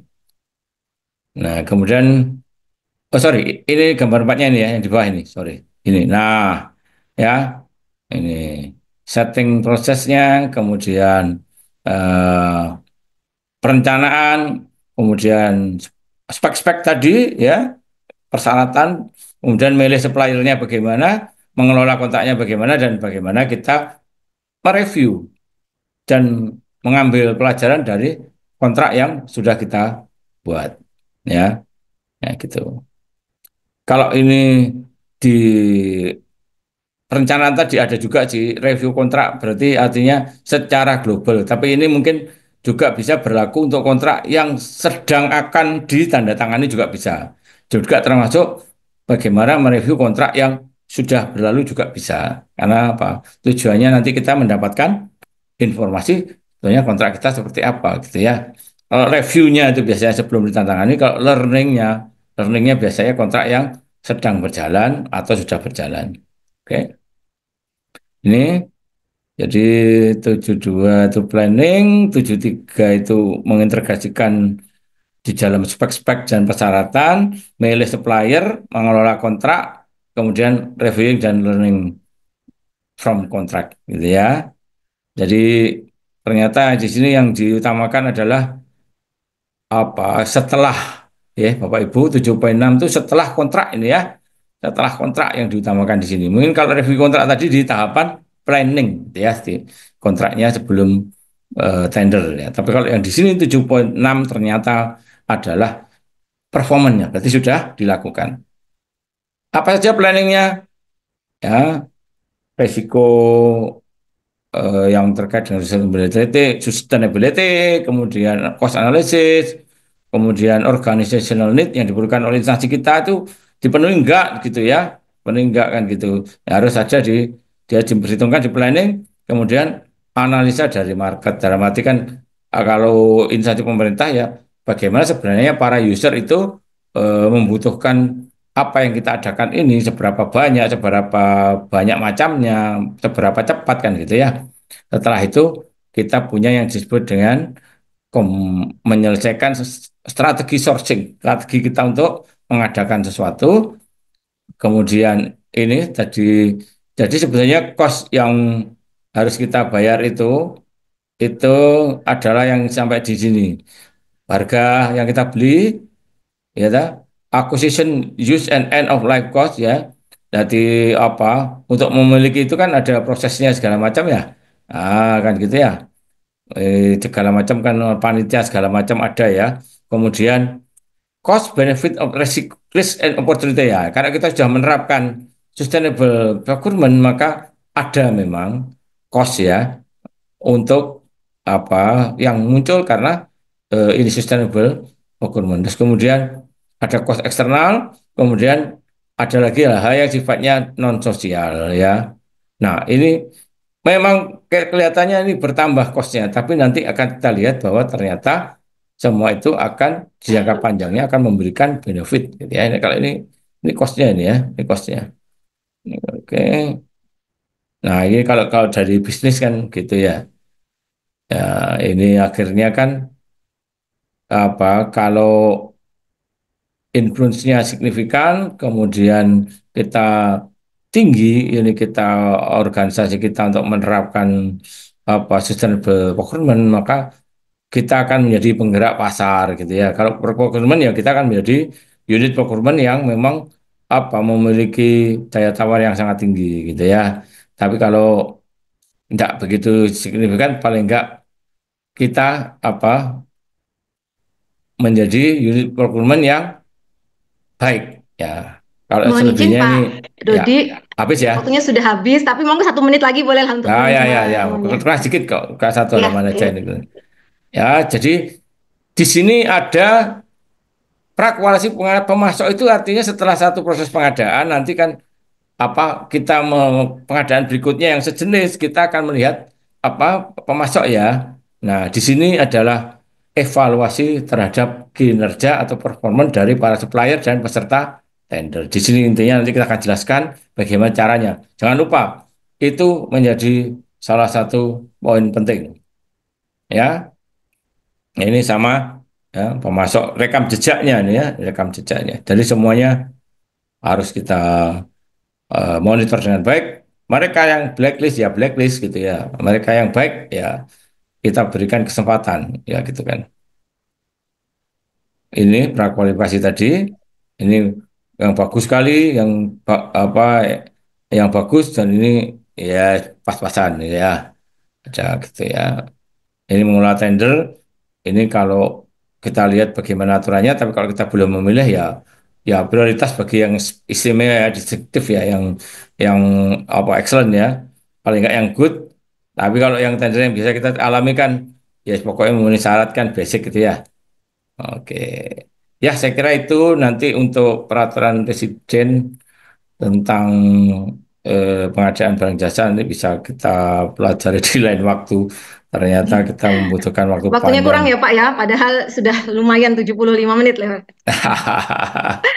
Ya nggak apa-apa. Intinya itu, jadi ini kita tunjukkan aja nanti materi kan dibagikan. Jadi sebenarnya di Perpres kita itu sudah ada aspek sustainability lingkungan itu ada beberapa. Kemudian sosial juga sudah ada di pasalnya Bapak Ibu di Perpres dan juga untuk aspek ekonomi juga ada. Jadi intinya saya ingin menunjukkan bahwa pemerintah kita sudah masuk pada Perpres dan juga SK Ketua LKPP sudah masuk aspek sustainable procurement. Baik, silakan barangkali ada yang Oke. bisa kita diskusikan, saya kembalikan kepada Ibu Moderator. Terima kasih. Terima kasih Pak Dodi, terima kasih luar biasa. Kita apresiasi ya. 75 menit tadi sudah menyampaikan materi luar biasa yang sebelumnya kita masih membayang-bayangkan apa itu ya ISO 20400, kemudian bagaimana langkah-langkahnya penerapannya gitu ya. Tadi dijelaskan dengan sangat jelas oleh Bapak. Saya mengingatkan sebelum kita masuk ke sesi tanya jawab gitu ya, ada absen yang mungkin Bapak Ibu bisa isikan gitu ya di kolom chat sudah disampaikan. Silakan, cukup satu kali ya absennya, satu kali saja. Nanti akan ditutup pukul kurang lebih 14.30, enggak 30 lebih ya, ini karena juga tadi lewat ya, jadi 14.40 lah kita tutup nanti. Oke, itu untuk absen. Kemudian Bapak Ibu silakan kalau ingin bertanya, kita sharing-sharing gitu ya, sekedar mungkin ada masih ada ganjalan apa sih yang harus dilakukan dan sebagainya, silakan bisa dimasukkan di kolom Slido. Kayaknya sudah ada ya, sudah ada beberapa pertanyaan. Kita mungkin lebih ke mendahulukan dulu yang di Slido. Mohon izin Bu, saya boleh sedikit insert. Pak mau itu ya, mau bertanya juga. Sedikit, Sharing. Bu. Oke, monggo Pak Yus. Mohon izin Bu Moderator. Ini baru saja saya di WA dari LKPP tentang pelatihan untuk program pelatihan pengadaan berkelanjutan itu sudah dimintai masukan supaya nanti insya Allah ke depan akan mulai digalakkan gitu ya, sehingga berarti kan pemerintah betul-betul mulai konsen terhadap pengadaan berkelanjutan. Ini barusan di WA ini dari pimpinan kepada pimpinan lembaga UKPJ. Nah ini program pelatihan pengadaan berkelanjutan, mohon masukannya ini. Nah, ini sekedar berita. Tadi materi juga sudah dikirim ya oleh teman-teman panitia. Silakan bisa di download dan insya Allah Bapak Ibu kami akan mengadakan webinar lagi, tapi dalam rangka Ikatan Ahli Pengadaan Nasional ya. Kompas pengadaan Budia di hari Sabtu. Nanti silakan kalau memang ingin ikut lagi, nanti mungkin akan lebih detail gitu Pak Dodi ya, hari Sabtu tanggal 1 Maret jam 9 di Kompas Pengadaan. Mungkin itu aja sekedar informasi ya Pak. Informasi supaya kita lebih semangat lagi Bu tentang mari ikut Bapak Ibu biar lebih mantap namanya ya. Ya, silakan Bu Dia. Oke, terima kasih Pak Yus. Ini tadi beberapa informasi yang disampaikan oleh Pak Yus ya, sebagai informasi buat teman-teman, rekan-rekan peserta webinar pada siang hari ini. Sebagai informasi juga Pak Dodi yang mengikuti webinar hari ini, ya kurang lebih 100 orang itu dari berbagai kabupaten juga saya lihat ada Tarakan, Banjar, Aceh, gitu ya, Nganjuk. Aceh ya. Bahkan juga Aceh ada Pak. Kemudian ada juga dari pelaku usaha gitu, dari pelaku usaha ada PT ya. Jadi luar biasa, dan semoga nanti di hari tanggal 1 juga kalau mau masih bergabung lagi, kalau kurang hari ini bisa ikut lagi di tanggal 1 ya. Dan saya yakin itu pasti karena skupnya nasional, pasti pesertanya juga akan lebih banyak lagi. Oke. Tanpa berlama lagi kita lihat gitu ya Pak, kita lihat di slide-nya beberapa pertanyaan, kurang lebih ada beberapa pertanyaan mungkin saya bacakan nggih Bapak. Yang pertama mungkin melihat realita, ini dari Anonymous ya, nggak ada namanya. Melihat realita di Indonesia saat ini, apa yang menjadi tantangan terbesar untuk mewujudkan sustainable procurement di Indonesia? Tuh. Ini langsung dijawab. Monggo langsung dijawab aja ya Pak. Langsung jawab aja ya. Ya, langsung dijawab aja. Yang pertama adalah pemahaman tentang pentingnya sustainable development. Yang dipahami kalau kita memasukkan unsur sustainable procurement sebagai bagian dari sustainable development adalah apa? Added cost, biaya tambahan. Itu yang salah. Karena semuanya hanya diukur dari biaya awal, tapi nanti untuk jangka panjang, seperti Pak Yus sampaikan tadi, seperti data tadi, bahkan kita bisa sekitar 5-10% reduction cost malahan, dan secara brand kita naik. Jadi problemnya adalah pemahaman yang salah terhadap sustainable procurement, dianggap hanya nambah cost, itu aja. Ya. Oke. Itu ya Pak. Kemudian ada lagi pertanyaan, ini sepertinya hampir sama ya, kita gabung saja. Ini terkait dengan ini kayaknya dari pelaku usaha ini Pak, juga namanya tidak ada ya. Seberapa besar pengaruh ISO 20.400 kepada pengusaha, mengingat banyak tender lelang yang tidak mengutamakan ISO sustainable ini gitu ya, dan kemudian bagaimana cara perusahaan gitu pemilik tender dapat memastikan penyedianya itu menerapkan gitu. Jadi ini dari pelaku usaha sepertinya Pak pertanyaannya ini. Baik. Yang pertama, ini akan menjadi kompetisi yang lebih fair. Kenapa? Bukan hanya perang harga, karena ada unsur kita melindungi kepentingan sosial, melindungi kepentingan lingkungan, dan juga kita tetap memperhitungkan faktor ekonomi secara keseluruhan ke depan. Jadi akhirnya khususnya untuk mereka yang bersaing di bidang pengadaan, yang di mana panitia pengadaan atau organisasi pengadaan yang sudah menerapkan sustainable procurement, mereka akan mendapatkan kompetisi yang lebih fair, Yang bagus ya tentu akan mendapatkan peluang, gitu ya. Nah, kemudian berarti dari pemerintahnya dulu ya Pak ya sebenarnya. Iya dong Bu. Kalau itu pengadaan pemerintah ya pemerintah, kalau itu pengadaan di perusahaan swasta berarti ya di perusahaan swasta itu sendiri, sehingga lebih fair, gitu ya. Ya, sepertinya ini soalnya kalau pertanyaannya ini kan ini pelaku usaha yang mau ikut tender pemerintah sepertinya ini. Nah, sekarang mau saya jawab yang kedua. Ya. Sebenarnya ya ini adalah masalah awareness dari para penyedia jasa, penyedia barang, supaya mereka memperhatikan kalau mereka membeli barang, membeli jasa, menggunakan alat, mereka juga harus concern kepada sustainable development. Jadi mereka care lingkungan, mereka care terhadap sosial, dan mereka harus care terhadap ekonomi itu sendiri, kan gitu.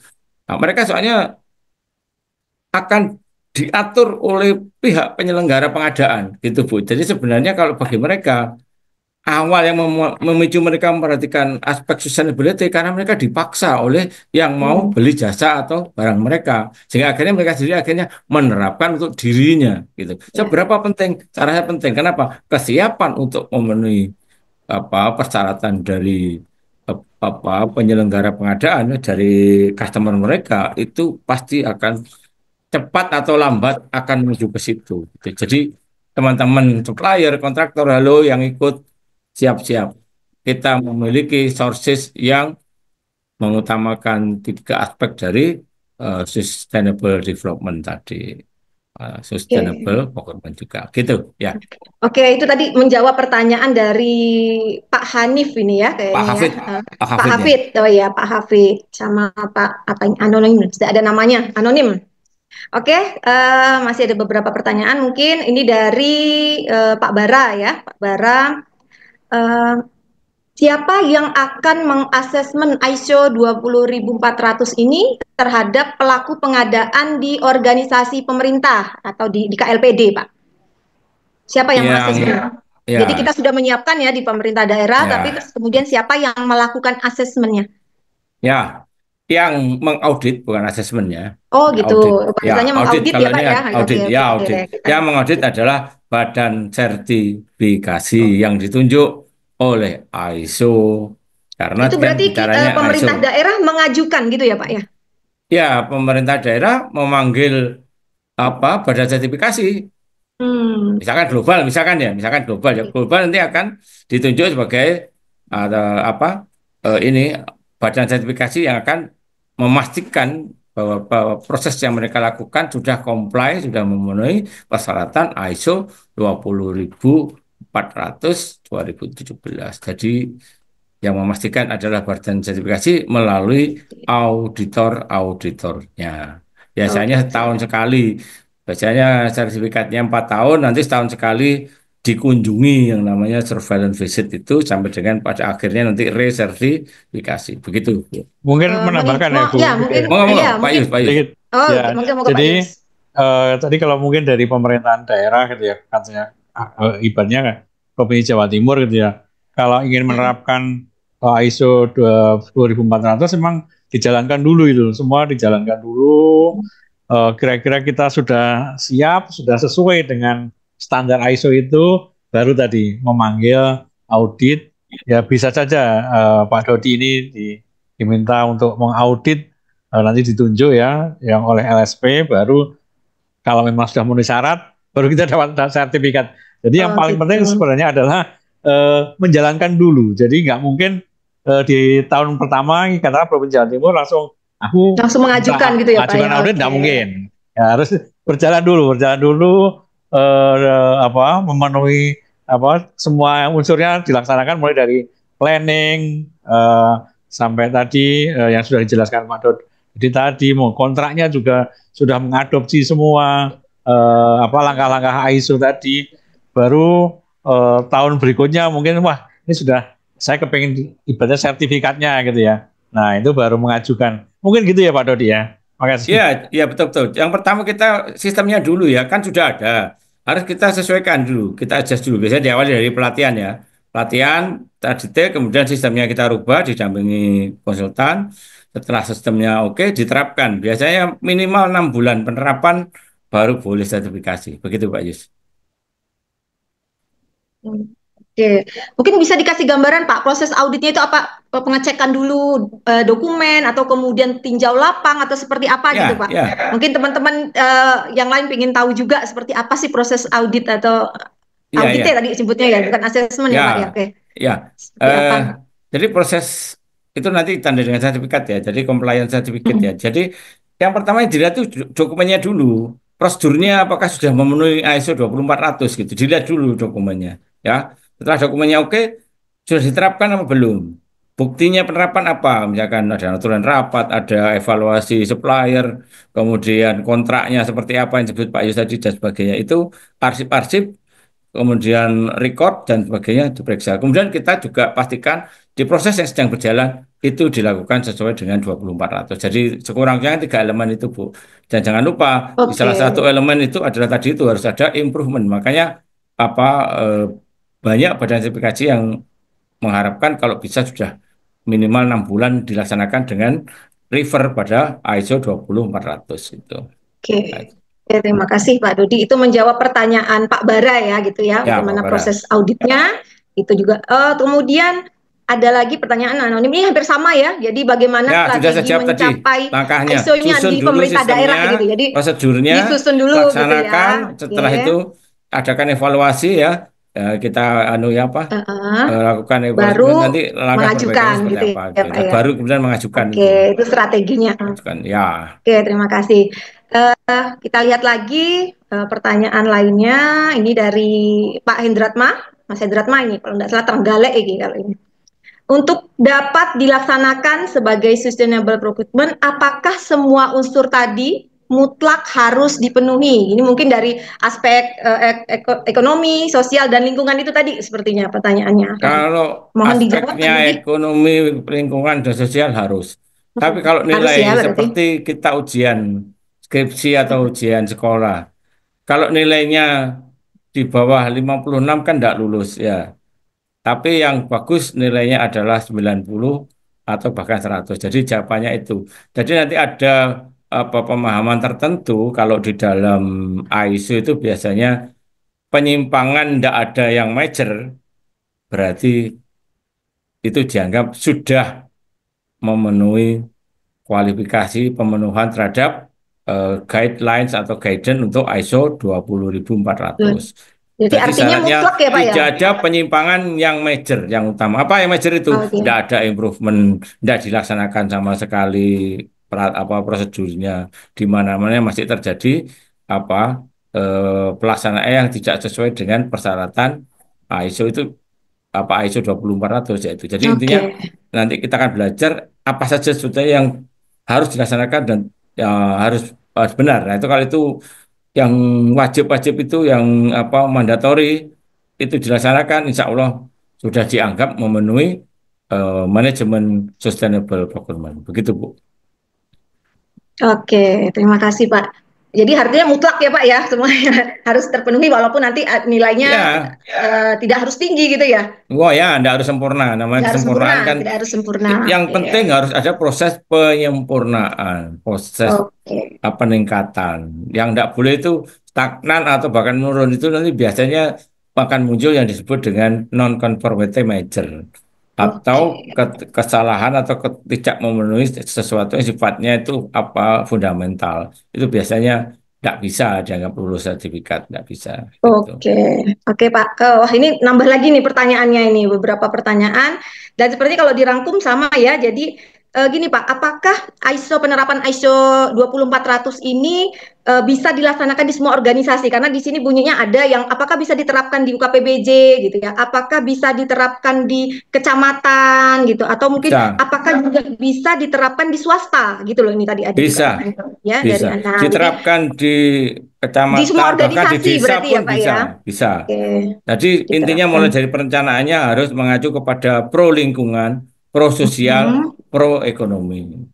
Jadi Itu dimanapun organisasinya semua bisa bisa, menerapkan bisa, procurement sustainable ini ya Pak ya. bisa, bisa. Oke, itu Bisa sudah semua. menjawab ya untuk pertanyaan dari Ya, Ibu Anita UKPBJ.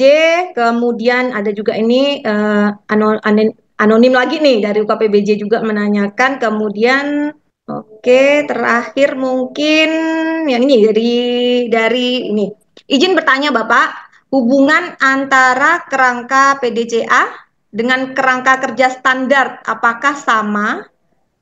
Eh, P di klausul 6 KL7 pendukung. Nah, itu tadi kayaknya di slide Bapak sepertinya ini ya.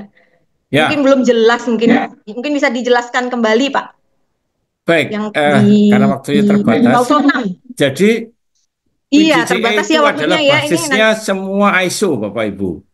ISO Oh 9001, gitu. Oke. 14001, 20400, semua PDCA. Jadi proses perencanaannya harus benar, pelaksanaannya harus benar, harus ada proses evaluasi dan harus ada proses improvement. Itu sebenarnya. Nanti detailnya mari kita lihat satu-satu ya. Saya kira sama. Kalau pertanyaannya apakah sama Oke. dengan rangka standarnya dengan yang di klausula ISO 20400 sama, sama. Cuman memang arahnya yang berbeda untuk masing-masing sistem manajemen. Gitu aja saya kira. Oke, oke. Terima kasih Pak Dodi. Yap. Luar biasa ya. Ini kalau misal tidak terbatas waktu, pasti pertanyaan akan Wah banyak ya, dan kita diskusi kita loh.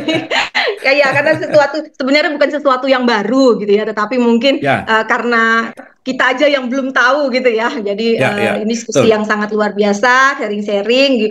Banyak pertanyaannya pasti banyak. Bagaimana langkah-langkahnya? Terus ini diberlakukannya seperti apa gitu ya. Tapi alhamdulillah paling tidak sedikit banyak kita sudah ada gambaran gitu ya. Jadi nanti kalau misalnya hari ini masih kurang gitu ya, kira-kira karena waktunya terbatas, kita lanjut lagi di tanggal 1 ya Bapak di Kompas Betul. Pengadaan di Mari pukul saya tunggu 9. tanggal 1 Ya, ya. nanti informasinya akan lebih lanjut kita sampaikan dari DPD YAPI. Jawa Timur gitu ya. Dan Bapak Ibu saya juga mengingatkan untuk materi gitu ya sudah di-share di chat, silakan diunduh atau nanti juga akan di-share di grup gitu ya di grup WA gitu.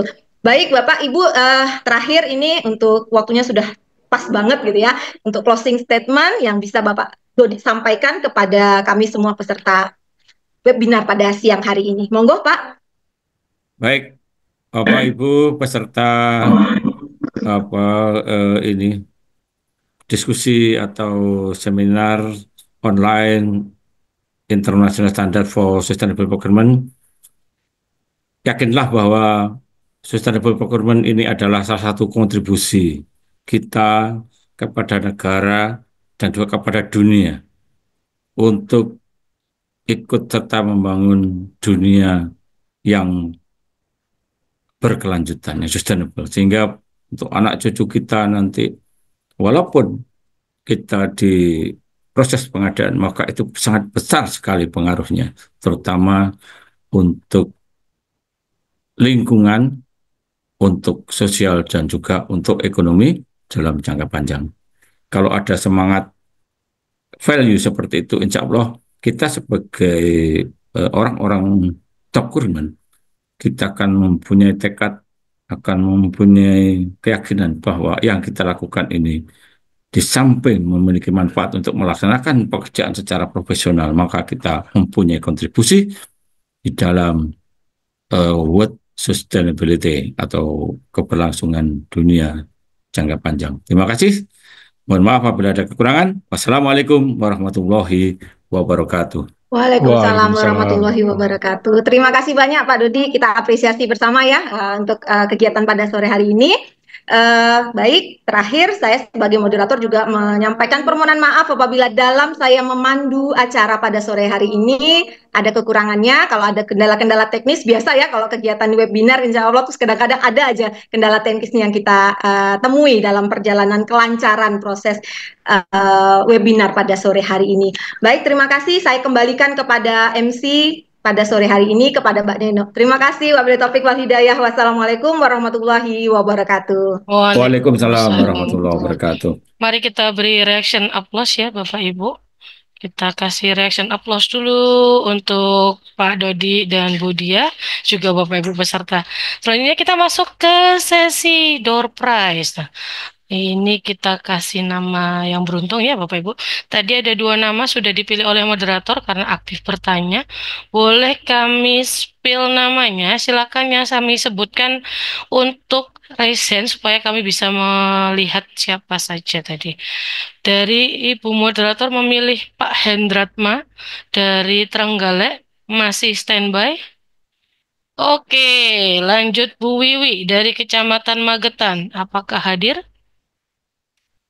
Tung. Boleh dibantu raise hand, Bu? Oh, sudah ada. Oke, baik. Kita tunggu ada 3 lagi yang masih kemungkinan nama Bapak Ibu ada di dalam situ. Boleh dibantu tim admin?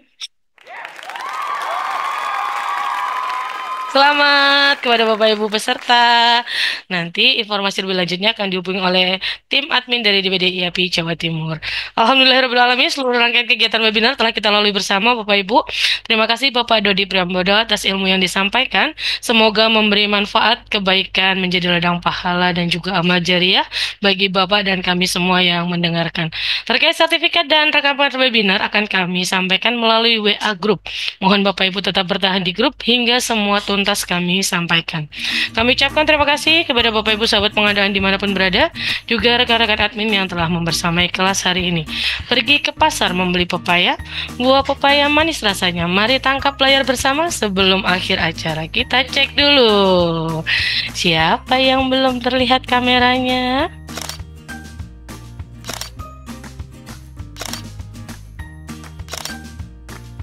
Baik, terima kasih Bapak Ibu. Saya Neno mewakili tim DPD IAPI Jawa Timur pamit undur diri. Mohon dimaafkan segala khilaf selama kegiatan. Indah bunga di tengah taman, duduk santai makan ketan. Sampai jumpa sahabat pengadaan di lain kesempatan. Wassalamualaikum warahmatullahi wabarakatuh. Selamat sore dan salam pengadaan.